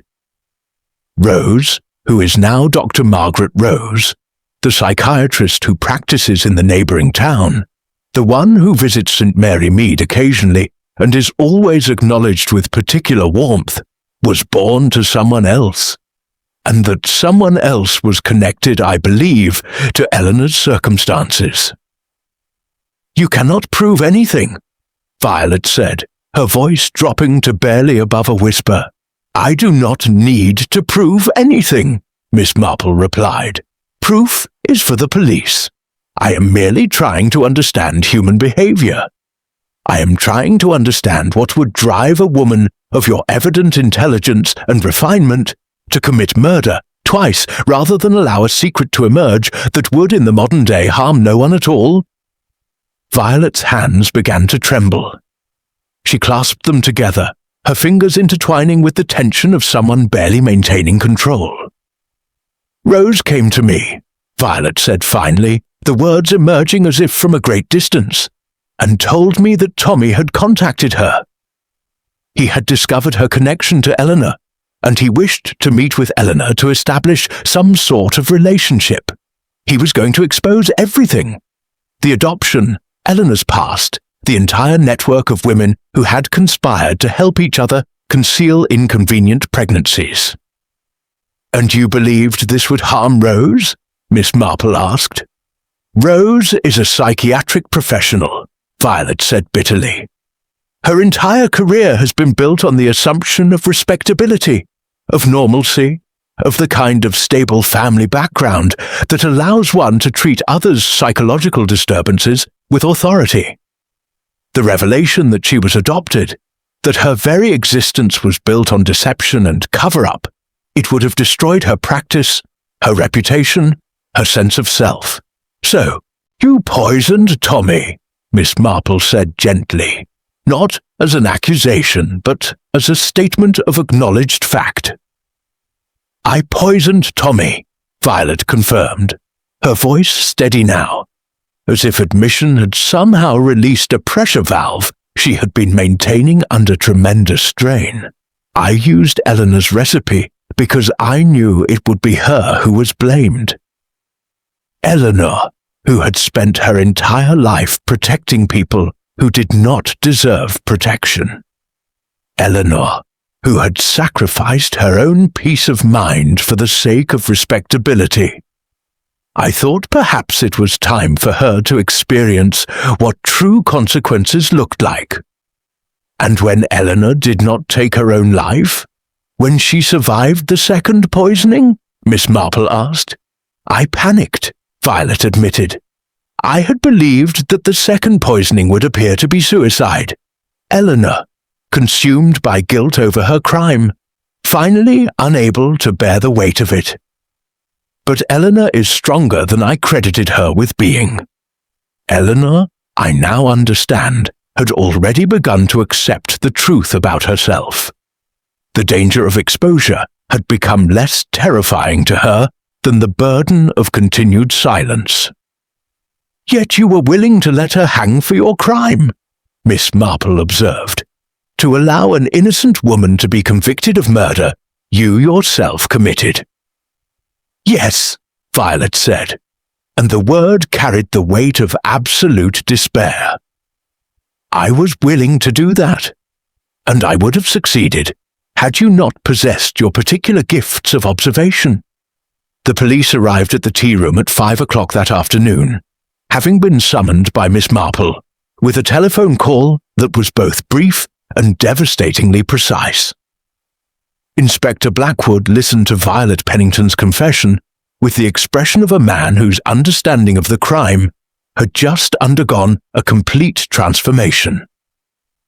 You are aware, he said, his tone suggesting legal warning, that I must inform you of your rights, and that anything you say may be used against you in court. I am aware, Violet said calmly. I am also aware that I have just confessed to murder. 2 poisonings, in fact. First-degree murder in the case of Tommy Buckingham, and attempted murder in the case of Eleanor Thornton. I will not be recanting this confession. Detective Sergeant Collins looked toward Miss Marple, who had maintained her position in the tea room as witness and observer. Miss Marple, he said, how did you arrive at this conclusion? The evidence all pointed toward Eleanor Thornton. The evidence, Miss Marple said, pointed where someone had directed it to point. But human behavior, I have learned over many years of observation, leaves traces that physical evidence often obscures. Eleanor's obsession with her secret made her an obvious suspect, but Violet's desperation to protect someone she loved, someone whose entire identity was built on the concealment of that same secret, made her a far more likely perpetrator. But how could you possibly have known about Rose? Collins pressed. How could you have suspected an entire adoption that had been concealed for over 50 years? I could not have known, Miss Marple admitted, without the assistance of the Reverend Clements and the historical records. But once I possessed that information, the rest became a matter of observing who in the village would have been most threatened by Tommy's investigation. Violet Pennington was Rose's protector, the elder sister who had spent a lifetime ensuring that Rose was safe from the consequences of origins that Violet herself had been forced to protect. Violet stood as the police prepared to take her into custody. I hope Eleanor will forgive me, she said quietly to Miss Marple. I hope she will understand that I acted out of love, not malice. Love for Rose, protective love, perhaps misguided and certainly criminal, but love nonetheless. I think, Miss Marple said gently, that Eleanor will understand better than anyone. She, after all, has spent a lifetime loving someone she was forced to give away. Love and guilt are often so thoroughly intertwined that it becomes nearly impossible to distinguish one from the other. Inspector Blackwood arranged for a formal interview at the police station on Friday morning, inviting not only Miss Marple, but also Dr. Thornton, Robert Thornton, Diana Thornton, and Catherine Aldridge to attend. Eleanor herself remained in the hospital under observation, though her physical condition had improved considerably. The inspector believed it appropriate that those most directly affected by the crime should understand, from Miss Marple herself, the complete architecture of what had transpired. The conference room at the police station was austere and functional, metal folding chairs arranged around a table that had witnessed countless interviews, confessions, and revelations over the years. Morning light filtered through the high windows, creating geometric patterns on the institutional walls. Detective Sergeant Collins had set up a notebook and recording device, prepared to document Miss Marple's summary for the official record. "I appreciate you all gathering here," Inspector Blackwood began, his tone suggesting both gratitude for Miss Marple's assistance and residual embarrassment at how thoroughly he had misjudged the investigation. "Miss Marple has graciously agreed to walk us through her deductive process. Miss Marple?" Miss Marple settled into her chair with the careful deliberation of someone managing aging joints. She folded her hands in her lap, her posture radiating a calm authority that had nothing to do with official position, and everything to do with the accumulated weight of decades spent understanding human nature. "The crime," she began, "was initially constructed to appear to be about Eleanor Thornton's obsession with protecting a family recipe. The investigation quite naturally focused on her as the primary suspect, given her well-documented possessiveness regarding the recipe and her documented distress upon learning that Tommy Buckingham had come to St. Mary Mead seeking information about his origins." Dr. Thornton, sitting beside Robert, made a small sound, not quite a gasp, but close enough. He had known, Miss Marple reflected, more than he had initially admitted. He had likely known who Tommy was almost immediately. However, Miss Marple continued, the attempted poisoning of Eleanor herself created a critical rupture in this narrative. Eleanor could not logically poison herself out of guilt over poisoning Tommy. This forced a recognition that someone else, someone with knowledge of Eleanor's crime, or more precisely, knowledge of Eleanor's situation, had committed the original murder and was now attempting to frame Eleanor through apparent suicide. Catherine Aldridge nodded slightly, as if confirming an analysis she had already completed in her own mind. The investigation then became a matter of determining who, besides Eleanor, had sufficient investment in keeping Tommy Buckingham's investigation suppressed. This required understanding who would be harmed by the revelation of Eleanor's past and the circumstances surrounding Tommy's adoption. Miss Marple paused, allowing the weight of this statement to settle over the room. "The answer was not Eleanor's family," Miss Marple continued. "Robert Thornton was a boy when Tommy was born. Diana was not yet married into the family. Dr. Thornton, while he possessed knowledge of the circumstances, did not possess the level of desperation that would motivate murder." She turned her attention toward Dr. Thornton. "You knew, did you not, Dr. Thornton, from the moment you saw Tommy, who he was?" Dr. Thornton's face had gone very pale. He nodded slowly. "Yes, I recognized him immediately. The physical resemblance to Eleanor was striking once I knew what to look for. But I did not. I would never have harmed him." "No," Miss Marple agreed. "You would not. You have spent 58 years protecting Eleanor through silence and complicity. You would not have broken that pattern. However, someone else, someone whose entire life and identity was constructed upon the continued concealment of Eleanor's past, felt differently about the matter." Robert leaned forward. "Who?" he asked, his voice barely steady. "Who did this?" "Your friend Tommy Buckingham," Miss Marple said gently, "was not investigating Eleanor to expose her shamefully. Rather, he was attempting to establish some sort of relationship with his biological mother. He had made contact with his adoptive family, who are, I understand, the Penningtons, and asked for information about Eleanor. Violet Pennington, the elder Pennington sister, became deeply alarmed. "Because of Rose," Diana said suddenly, understanding crystallizing in her expression. "Rose is adopted." "Precisely," Miss Marple confirmed. "Rose Pennington, now Dr. Margaret Rose, a practicing psychiatrist, was adopted by the Penningtons in 1966. The sheer arrangement was made through the same network of women who helped Eleanor conceal her pregnancy.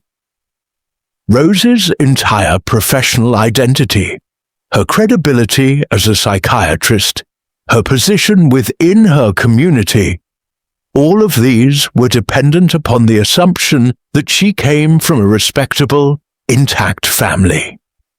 If the circumstances of her adoption became public knowledge, if the connection between Eleanor's situation and Rose's adoption became apparent, Rose's professional standing could be severely compromised. "So Violet poisoned Tommy," Robert said, the statement rather than a question. "Yes," Miss Marple said. "Violet poisoned Tommy using Eleanor's recipe, a choice that was both practical and psychological. Eleanor would be blamed. Eleanor's obsession with secrecy would be seen as motive, and the original secret would remain concealed beneath the layers of Eleanor's suspected guilt." Diana had reached over and taken Robert's hand, a gesture of solidarity in the face of this revelation. Catherine Aldridge was watching Miss Marple with an expression of profound understanding. "And when Eleanor did not take her own life?" Inspector Blackwood prompted. "When Eleanor did not conform to Violet's expectations," Miss Marple continued, "Violet became desperate. She attempted a second poisoning, designed to appear as Eleanor's suicide. However, Eleanor's resilience, her determination to live, to eventually confront her past rather than be destroyed by it, prevented the second poisoning from being lethal. Eleanor actually became stronger after recognizing the truth about Tommy," Diana said quietly. "She stopped performing for everyone. She stopped hiding. It was quite remarkable to witness." "Precisely," Miss Marple agreed. "Eleanor's willingness to face her past, rather than continue to deny it, became the mechanism that saved her life. Violet's desperation escalated, but her second attempt failed, and her psychological state, already fragile, began to fragment under the weight of her own guilt, and the realization that her crimes had failed to protect Rose in the way she had intended." Miss Marple paused, allowing silence to extend through the room like a held breath. "I approached Violet Pennington with knowledge of the true circumstances," Miss Marple concluded. "I presented her with the historical evidence, the parish records indicating Rose's adoption, the timeline suggesting Eleanor's involvement. I asked her directly about her motivations. And Violet, I believe, experienced something akin to relief in finally articulating the truth that she had been carrying alone for these past days." "Has she formally confessed?" the inspector asked. "She has," Collins confirmed, glancing toward his notes. "Complete confession to both poisonings. She has waived her right to legal counsel and expressed her intention to plead guilty to all charges." Robert looked toward Dr. Thornton. "What will happen to her?" "That is a matter for the courts," the inspector said. "However, a voluntary confession to both poisonings, combined with psychological evaluation regarding her mental state and motivation, will certainly be considered as mitigating factors." After the official briefing concluded, Miss Marple found herself alone with Catherine Aldridge in the corridor outside the police station. The morning had progressed toward noon, and the streets of the town beyond the building's windows carried the ordinary bustle of people conducting their ordinary lives, unaware of the resolutions that had just been reached within these institutional walls. "You solved it with remarkable elegance," Catherine said quietly, using Eleanor's own strength against those who had constructed the crime around her weakness. "It was quite masterful." "It was," Miss Marple replied. "A matter of understanding that the obvious suspects are often not the actual criminals. People commit murders for reasons that extend far beyond what appears on the surface. Violet Pennington did not murder Tommy out of malice. She murdered him out of a twisted form of love. Protective love, certainly, but love nonetheless." "Do you think Eleanor will forgive her?" Catherine asked. "Eleanor," Miss Marple said slowly, "has spent her entire life protecting people who did not ask to be protected, and could not have been protected by her silence.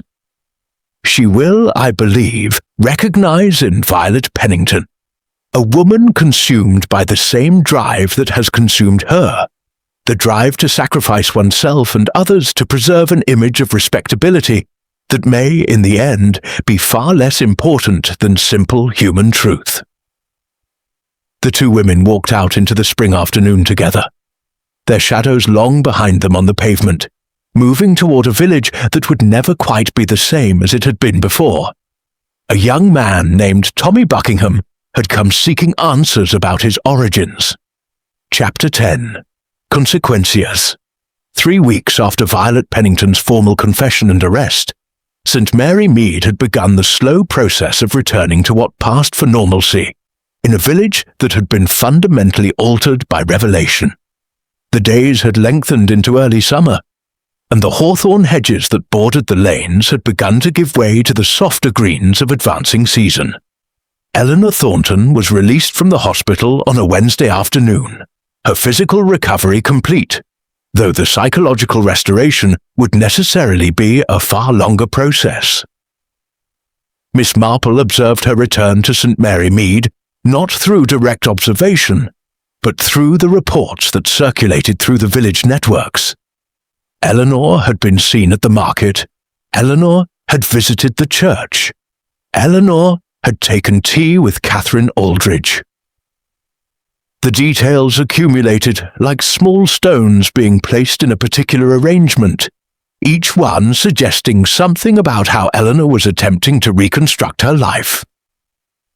It was therefore somewhat surprising when Eleanor herself appeared at Miss Marple's cottage on a warm Saturday afternoon in late May, carrying a small parcel wrapped in brown paper and string.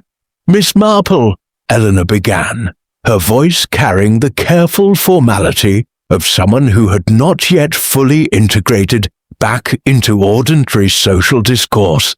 "I have come to thank you, and to offer you something that I believe you have earned through your efforts to uncover the truth." Miss Marple invited her in, and they settled in the small sitting room where so much of Miss Marple's investigative work occurred, surrounded by her knitting, her books, and the accumulated observations of a lifetime spent studying human nature. Eleanor unwrapped the parcel carefully, revealing a handwritten recipe card, the writing precise and elegant in the manner of someone from an earlier generation. "The recipe," Eleanor said quietly, "the one I have guarded so fiercely for nearly 50 years. I am giving it to you." "Eleanor," Miss Marple said gently, "I cannot accept." "You can," Eleanor interrupted, "and you must. This recipe has been the focus of considerable evil. It has caused me to construct my entire life around the denial of truth. It has led Violet Pennington to commit murder. I believe it is time for this recipe to be released from the mythology that has surrounded it." Miss Marple accepted the card, studying the elegant handwriting that spelled out proportions and instructions for a pastry that had become in its way infamous. "I have been thinking," Eleanor continued, "about why I guarded it so carefully. and I have come to understand that it was never truly about the pastry itself. It was about control. I could not control the circumstances of my pregnancy, the necessity of giving away my child, the social judgment that would have accompanied my truth. So I took the one thing that I could control, this recipe, and I made it into something precious through exclusivity, through secrecy. She paused, her hands folded in her lap, her grey eyes fixed on a point somewhere beyond the immediate present. Tommy came to St. Mary Mead, searching for acknowledgement from me, Eleanor said. Not for exposure, not for revenge, but for some simple recognition that he was my child, that I had loved him, even if I could not keep him. And I was so consumed by fear of exposure that I could not give him that simple gift. You could not have known, Miss Marple said, what his intentions were. Fear is a reasonable response to uncertain circumstances. Fear is a reasonable response, Eleanor agreed, but it should not be the basis for an entire life. I have resolved that should there be any possibility of relationship with Rose Pennington, and I do not know if there will be, or if she will wish such a thing, I will not hide from that relationship. I will not pretend that my past does not exist, or that it was something other than what it was. The trial of Violet Pennington, which occurred some months later, in the autumn of that year, became one of those village events that would be referred to in conversation for decades to come, though always with a certain discretion. The facts were plain. Violet had poisoned Tommy Buckingham, using cyanide mixed into Eleanor's family recipe, administered during a public garden party. She had attempted to poison Eleanor herself, staging the second poisoning to appear as suicide. She had constructed an elaborate misdirection designed to place blame entirely upon Eleanor. But the psychological evaluation that accompanied the trial painted a portrait of a woman whose motivations, while criminal, were not entirely lacking in human comprehension. Violet Pennington had spent her lifetime as the protector of her sister Rose. She had internalized the responsibility for maintaining Rose's respectability, had made that responsibility the core of her identity. When that responsibility appeared to be threatened by Tommy's investigation, her psychological defenses had fractured entirely. The judge, in his sentencing, acknowledged the complexity of her mental state while making clear that murder could not be excused by motivation alone. Violet Pennington was sentenced to life imprisonment, with the possibility of parole to be reviewed after 15 years. She accepted the sentence without protest, as if the act of articulation, finally giving voice to the impulses and motivations that had driven her, had provided a kind of release that incarceration could not diminish. By autumn, Miss Marple found herself reflecting on the case during a particularly contemplative afternoon, seated in her garden as the first frost began to touch the roses with hints of their approaching dormancy. Catherine Aldridge had come to visit, and together they sat with cups of tea, watching the light take on the particular quality that September afternoon light possesses in England, golden and somewhat melancholic, aware of its own impermanence. "Do you think Violet will be forgiven?" Catherine asked suddenly, as if they had been discussing the matter all along rather than sitting in companionable silence. "By Eleanor, perhaps," Miss Marple said. "Eleanor has learned that forgiveness is often the only path to one's own peace, but forgiveness and absolution are not the same thing. Violet will carry the weight of her crimes for whatever years remain to her." "And the family recipe?" Catherine inquired. Miss Marple smiled slightly. "I gave it to the village library, with Eleanor's permission. It is no longer a secret. It is now simply a recipe. Quite a good one, I should add, having attempted to make the eclairs myself, that anyone may consult. Eleanor bakes them occasionally and brings them to village events. The mystique has been entirely destroyed. Do you think, Catherine said carefully, that if Eleanor had simply shared the recipe with Diana from the beginning, if she had released control over it, the murder might not have occurred?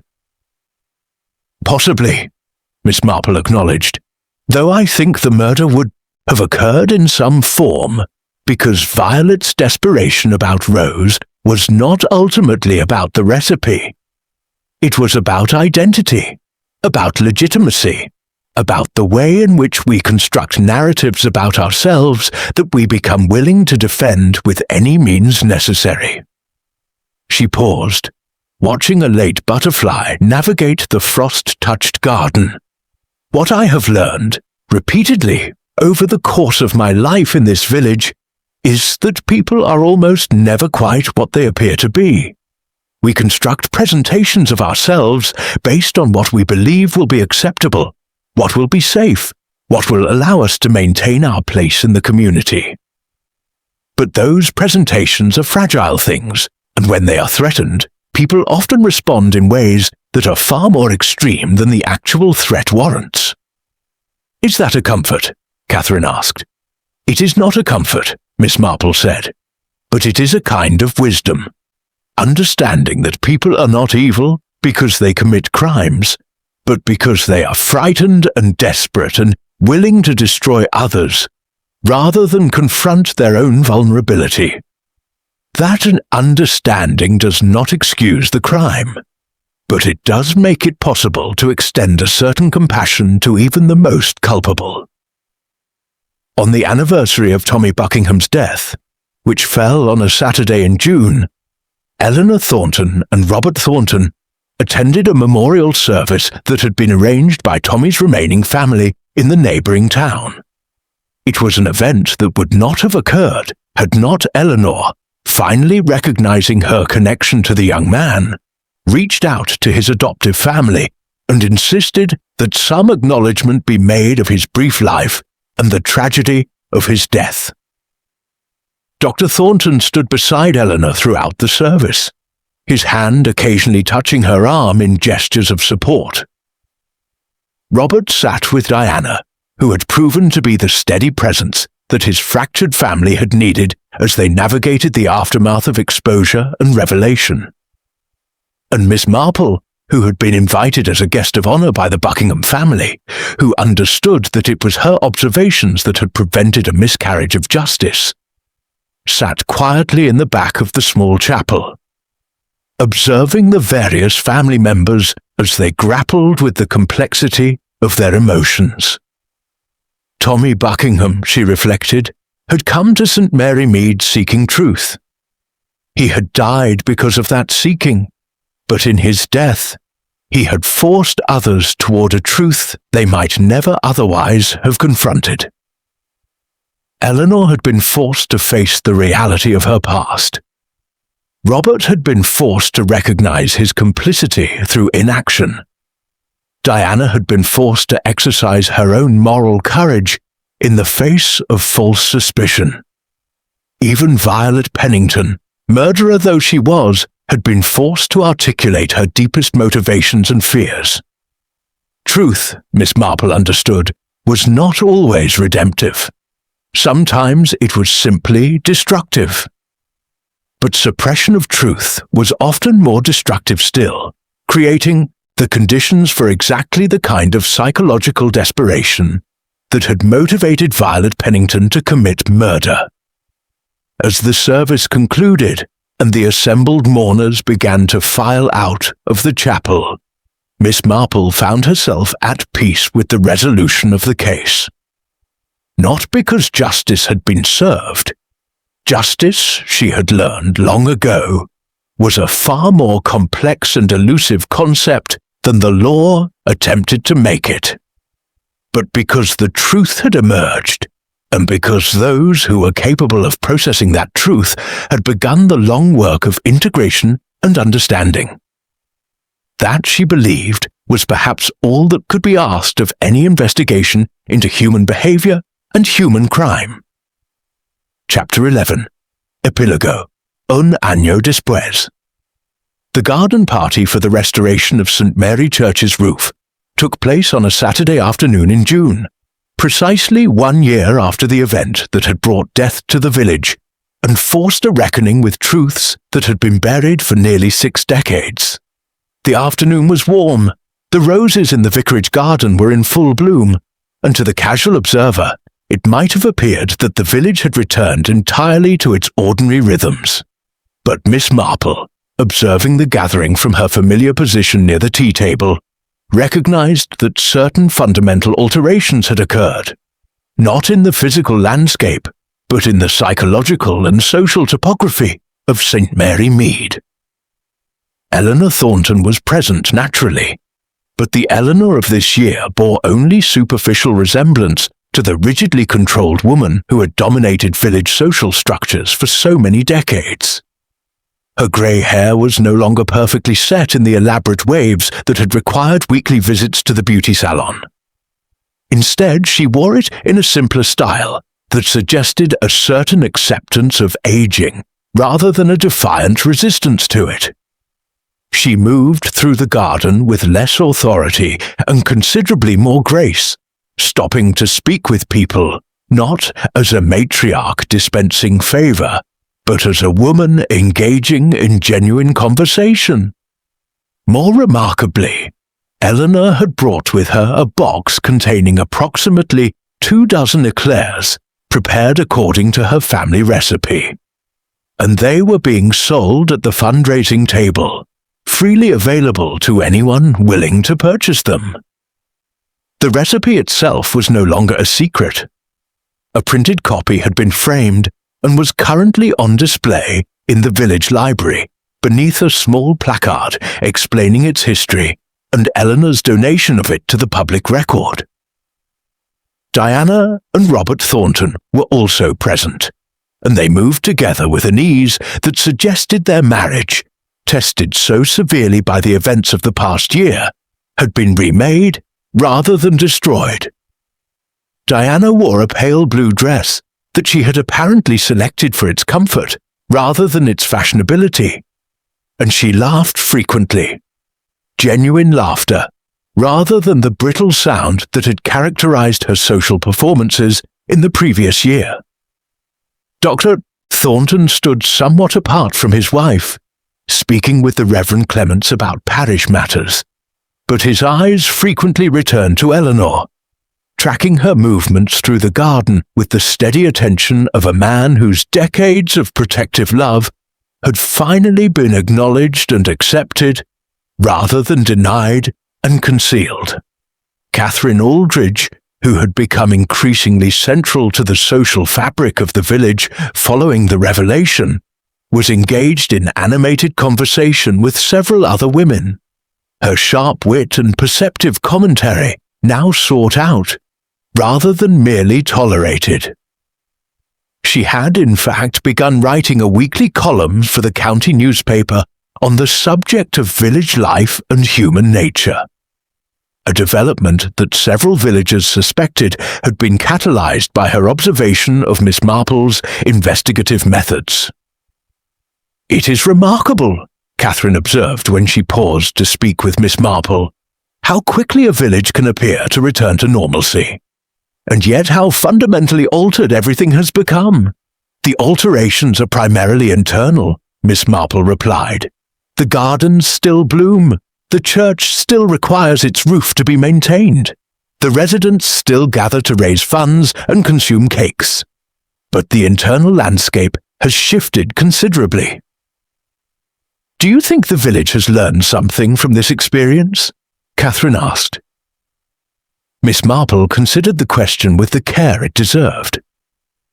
"I think the village has been forced to recognize what it had long suspected, that the appearance of respectability and the reality of respectability are often quite different things, that secrets, however carefully guarded, carry a cost that extends far beyond the individual who guards them, and that truth, while sometimes painful, is preferable to the comfortable lies upon which societies often construct themselves."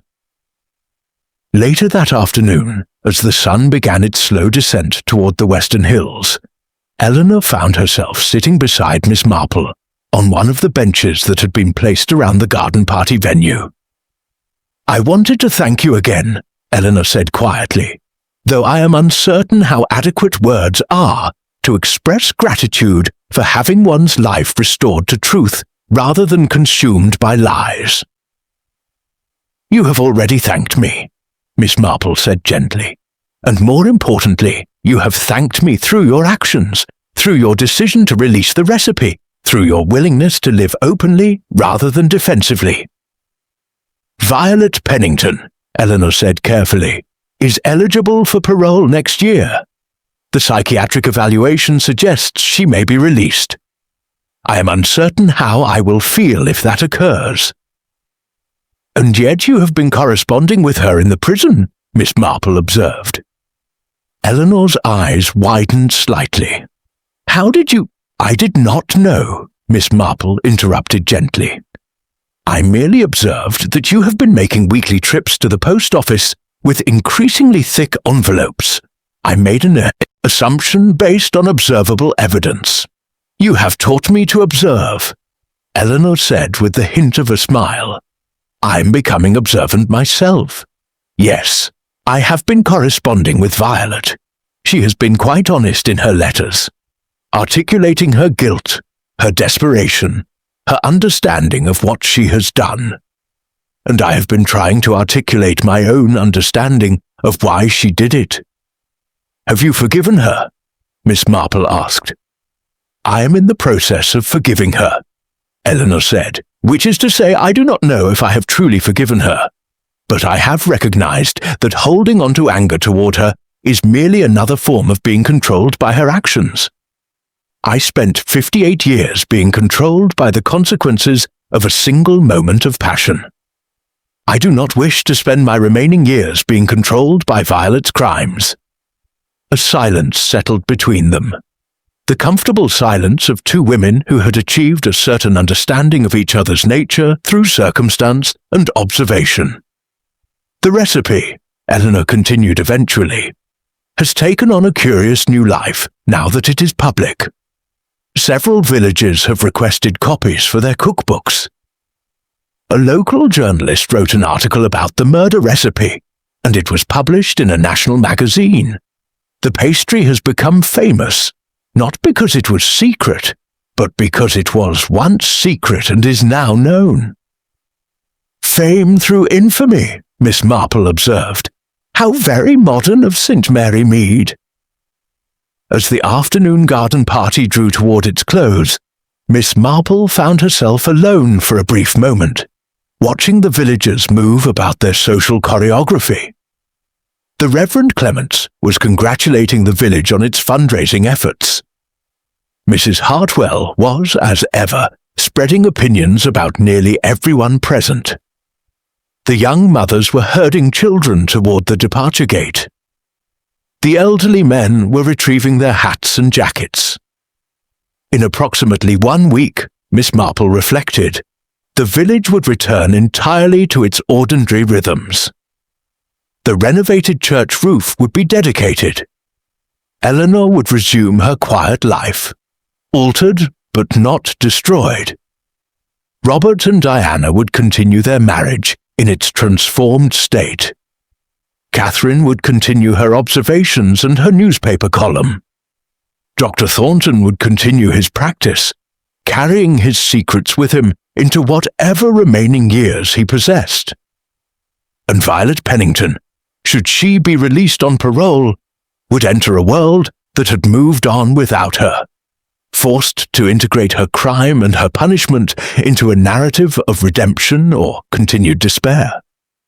Life, Miss Marple understood, did not end with revelation. It merely transformed. The true challenge was not solving the mystery of who had committed the crime, but rather understanding how to live with the consequences of that solution once it had been articulated. She gathered her small handbag and her cardigan, preparing to depart the garden party and return to her cottage where her knitting awaited her. and the evening light would soon render detailed work impossible. As she was leaving, the Reverend Clements approached her. "Miss Marple," he said, "the village owes you a tremendous debt. I do not know what we would have done without your perception and your courage in pursuing the truth." "I did nothing exceptional," Miss Marple replied. "I merely observed human nature with the attention that human nature deserves. And I articulated what I observed. The rest was a matter of institutional process and individual acceptance of consequences." "Still," the Reverend insisted, "you have served St. Mary Mead remarkably well." Miss Marple smiled. "I have served St. Mary Mead by loving it enough to see it clearly, not as we wish it to be, but as it actually is. That is the only service any of us can truly offer to the communities we inhabit." As Miss Marple walked home through the lanes of St. Mary Mead, the early evening light casting long shadows across the hawthorn hedges and the stone walls of the old village, she reflected that the mystery of Tommy Buckingham's death had not, in the end, been about a recipe or a secret. It had been about the human capacity for love to transform into desperation, and desperation to transform into violence. And it had been about the possibility of redemption, not absolution, but the genuine work of living with one's failures and attempting, however imperfectly, to build something better from the fragments of what had been broken. The roses in her garden were just beginning to bloom as she unlocked her cottage door. She settled into her armchair with her knitting, and the needles clicked rhythmically as the evening deepened around her. A sound as old as comfort itself, as timeless as the human need to create order from the chaos of experience. In St. Mary Mead, as in all villages, secrets would continue to germinate in the soil of respectability. New mysteries would inevitably emerge. But Miss Marple would continue her quiet observations, ready to see what others missed, prepared to articulate the truths that societies preferred to leave unspoken, because that, she understood, was her gift and her calling, to see clearly, to understand deeply, and to speak truthfully about the nature of human behavior in all its complexity and contradiction. Dr. Margaret Rose Pennington sat in her consulting room in the neighboring town, surrounded by the carefully curated symbols of professional respectability that had defined her life for nearly 3 decades. The walls were lined with certificates of achievement, her degree in medicine, her specialization in psychiatry, her publications in peer-reviewed journals. Potted plants occupied the corners of the room, their green fronds suggesting growth and renewal. The furniture was neutral in tone, designed to put patients at ease while maintaining professional distance. Yet none of these carefully constructed elements could protect Rose from the reality that had been forced upon her in the weeks following Violet's confession and arrest. She had discovered the truth about her adoption not from her parents or from Violet, but from a newspaper article. The article, published by an enterprising journalist who had sensed a compelling story in the intersection of small village secrets and metropolitan crime, had laid out the entire narrative with merciless clarity. Rose had not been born to the Penningtons. She had been adopted as an infant, the biological child of Eleanor Ashford, later Eleanor Thornton, and an unidentified father whose name had never been recorded in any official document. The shock of that discovery had been profound, but not because of the adoption itself. Rose had always known she was adopted. That fact had been presented to her as a kind of foundational truth of her identity. What had devastated her was the realization that she had been lied to about the circumstances of her adoption, and more terribly, that her sister had committed murder to prevent her from discovering those circumstances. She had requested a leave of absence from her psychiatric practice, citing personal reasons. Her colleagues had accepted the explanation without question, assuming stress or burnout. None of them understood that the woman they saw occupying the consulting room was fundamentally fractured, her professional identity predicated upon a lie that had only recently been exposed. It was therefore somewhat surprising when Miss Marple herself requested an appointment on a cool morning in September, exactly 6 months after Violet's formal sentencing. "Miss Marple," Rose said, her professional demeanor firmly in place despite the emotional turbulence beneath, "I confess I am uncertain why you have requested this consultation. You do not strike me as someone who requires psychiatric intervention." "I do not," Miss Marple agreed, settling into the patient's chair with a certain irony that was not lost on Rose. "However, I believed that you and I should speak privately, away from the various official channels that have been occupied with managing the consequences of your sister's crime." Rose felt her carefully maintained composure slip slightly. "My sister committed murder to protect me from a truth that turned out to be entirely unremarkable. An adoption. A biological mother who was human and fallible, rather than the idealized figure I had constructed in my imagination. These are the ordinary complications of human existence, not the extraordinary tragedy that Violet perceived them to be." "And yet," Miss Marple said gently, "you have taken a leave of absence from your practice. You have stopped attending your professional societies. You have, I suspect, been questioning the entire foundation upon which your career has been constructed." Rose was silent for a long moment. When she spoke, her voice was barely above a whisper. "How did you know that?" "Because it is what any thoughtful person would do," Miss Marple replied. "Your professional identity is predicated upon the assumption that you possess psychological health born from a stable family background. The revelation that your family background was, in fact, constructed through deception raises uncomfortable questions about whether your own psychological stability is genuine or merely a sophisticated form of denial." "Exactly," Rose said with a kind of desperate vehemence. "Exactly. How can I treat other people's psychological disturbances when the foundation of my own identity is revealed to be unstable?" "By recognizing," Miss Marple said, "that psychological stability is not born from perfect circumstances, but from the capacity to integrate complicated truths into a coherent narrative of self." For the next 2 hours, Miss Marple and Rose engaged in a conversation that was part consultation, part confession, part exploration of the nature of identity and authenticity. Rose found herself articulating thoughts and fears that she had not yet put into language, and the articulation itself, the act of speaking them aloud to a woman who listened with the absolute attention that Miss Marple possessed, seemed to begin a kind of healing. "Eleanor," Rose said eventually, "has written to me several times, Rose. She wants to meet with me, but I have not yet responded.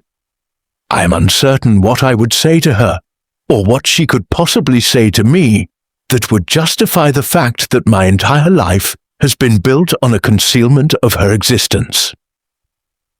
"What do you think she would say?" Miss Marple asked.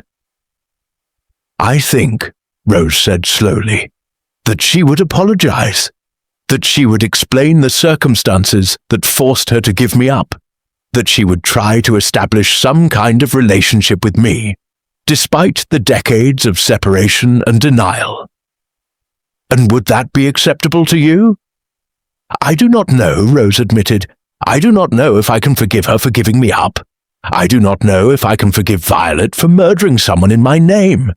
I do not know if I can forgive myself for building a career on the assumption that I was fundamentally different from people who come from complicated family situations.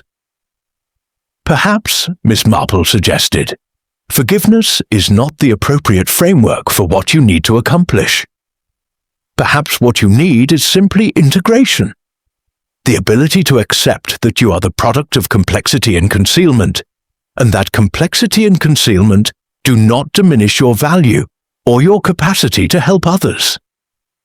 By the end of the consultation, Rose felt something that resembled relief, though she was uncertain whether it was genuine relief, or merely the temporary ease that comes from articulating one's pain to a sympathetic listener. As Miss Marple was preparing to leave, Rose asked suddenly, "Do you think Violet will be released on parole?" "I think," Miss Marple said, "that Violet's fate will depend on her own capacity for integration and redemption. She committed murder to protect you from a truth that turned out to be less catastrophic than she imagined. Whether she can live with that knowledge, whether she can accept that her crime was unnecessary, and that redemption is possible only through the acceptance of that necessity, will determine whether she can eventually be released into society with any hope of genuine rehabilitation." "And Eleanor?" Rose asked. "Eleanor," Miss Marple said, "has already begun the work of redemption. She has released the mythology that surrounded her, and she has begun the genuine work of living with truth rather than being consumed by its concealment.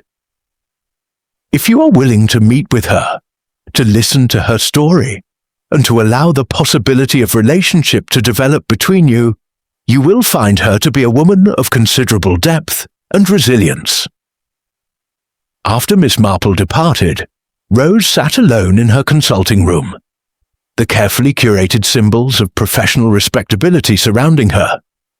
But they seemed different now, less like armor and more like the tools of someone genuinely dedicated to understanding human psychology in all its complexity. She withdrew Eleanor's letters from the drawer where she had been keeping them, unopened for 3 months. She selected the most recent one, and with hands that trembled slightly, broke the seal. "Dear Rose," it began, "I do not know if you will ever read this, or if you will, whether you will wish to respond. But I am writing to you because you are my daughter, and because I have learned, far too late, that concealment creates the conditions for the very tragedy I most feared. I am writing to you because, at the end of my life, I wish to know you." The cottage garden where Eleanor and Rose agreed to meet was not Eleanor's own residence, nor Rose's professional office. Instead, it was the garden of Catherine Aldridge, a neutral territory suggested by Miss Marple herself, a place of beauty and contemplation where difficult conversations might occur with less risk of emotional fracture. Catherine, with characteristic grace, had ensured that tea would be available on a small table beneath the rose arbor, and then had absented herself entirely, leaving the 2 women alone with their complicated history. Eleanor arrived first at precisely 3 o'clock on an autumn afternoon in October. She moved through Catherine's garden with a kind of trepidation that seemed at odds with the composed woman who had ruled St. Mary Mead's social hierarchies for so many decades. She wore a simple grey dress, the same colour palette she had favoured her entire life, but now in a style that suggested acceptance rather than authority. Her hair was entirely grey now, no longer resisting the passage of time, and her face, without its usual cosmetic reinforcement, showed the accumulated evidence of nearly 80 years of existence. She sat at the table beneath the rose arbor and waited. Rose arrived 7 minutes late, driving her own motor car with the competence of someone accustomed to managing her own affairs. She emerged from the vehicle with the bearing of someone engaged in a professional consultation, carefully controlled, emotionally defended, intellectually prepared. but her hands trembled slightly as she approached the table, and Miss Marple, who observed from a discreet distance beyond the garden fence, recognized the tremor as the physical manifestation of emotions too large to be contained by professional composure. For nearly a minute after Rose sat down, neither woman spoke. The autumn breeze moved through the garden, carrying with it the scent of roses in their final blooming, and the slightly melancholic perfume of leaves beginning their process of decay. "Thank you," Eleanor said finally, her voice barely steady, "for meeting with me. I was uncertain that you would." "I read your letters," Rose replied, her professional tone creating a barrier between her genuine emotions and her articulated words. "All of them. Approximately 40 letters written over the course of 6 months, each one articulating increasing levels of regret about decisions made nearly 60 years ago." "I do not expect forgiveness," Eleanor said. "I do not believe I merit it. But I wanted you to understand the circumstances, the fear, the desperation that motivated me to give you up." "I have had considerable time to analyze those circumstances," Rose said, her psychiatric training evident in the language she employed. "I have read your letters multiple times, examined them from various psychological perspectives, and attempted to construct a coherent narrative that would allow me to integrate your story into my own identity. And I have discovered something unexpected." Eleanor's eyes, which had been focused on her hands folded in her lap, lifted to meet Rose's gaze. "I discovered," Rose continued slowly, "that you are not the villain in your own story. You are simply a young woman who made a choice, or more accurately, who was forced into a circumstance where all available choices were terrible. And you made what seemed, at that time, to be the most responsible choice available to you. That does not diminish the harm," Eleanor began, but Rose raised a hand to silence her. "It does not diminish the harm," Rose agreed, "but it provides context. It allows me to understand that the woman who gave me up was not fundamentally cruel or uncaring. She was frightened and alone and facing social judgment that would be unimaginable in the modern day." Eleanor's hands began to tremble. She clasped them more tightly together. "Violet's crime," she began, but again Rose interrupted. "Violet's crime," Rose said firmly, "was not your responsibility. Violet made her own choices, motivated by her own psychology, her own need to protect me from a truth that she perceived as more dangerous than it actually was. She was wrong, catastrophically, lethally wrong. But her wrongness does not erase the fundamental rightness of your decision to be truthful with me about your identity and your history." "How can you speak of rightness?" Eleanor asked, her voice cracking slightly. "A young man died because of secrets that I created." "A young man died," Rose said, "because a woman became desperate to protect someone she loved from perceived harm. Tommy died because of Violet's actions, not because of your truth. If anything, your decision to eventually be honest, to release the mythology surrounding the recipe, to acknowledge your past, contributed to the circumstances that prevented Eleanor from being convicted of a crime she did not commit." Eleanor closed her eyes for a moment, as if absorbing this interpretation of events.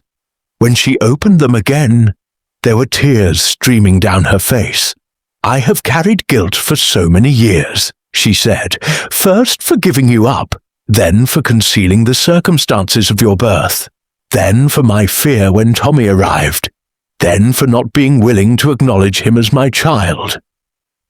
The guilt has become such an integral part of my identity that I do not know who I am without it." "Then perhaps," Rose said gently, "we might discover who you are together. Not as a mother and a daughter establishing a relationship that might have been, but as two adults establishing a relationship that can be different from what might have existed, but no less genuine. Miss Marple, observing from beyond the garden fence, felt something like satisfaction settle into her bones. This was not the satisfaction of a completed investigation, not the pleasure of having exposed a criminal. Rather, it was the profound satisfaction of having witnessed two human beings find the capacity to move toward each other across a chasm of time and pain and secret-keeping. Eleanor reached across the small table and took Rose's hand. The gesture was tentative, uncertain, but Rose did not withdraw. Instead, she allowed her hand to remain in Eleanor's grip, and the two women sat in silence beneath the rose arbor as the autumn afternoon deepened around them. Later, as the light began to fade and Catherine's garden took on the particular quality of English autumn dusk, golden and melancholic and tinged with the awareness of approaching winter, Eleanor and Rose stood to depart.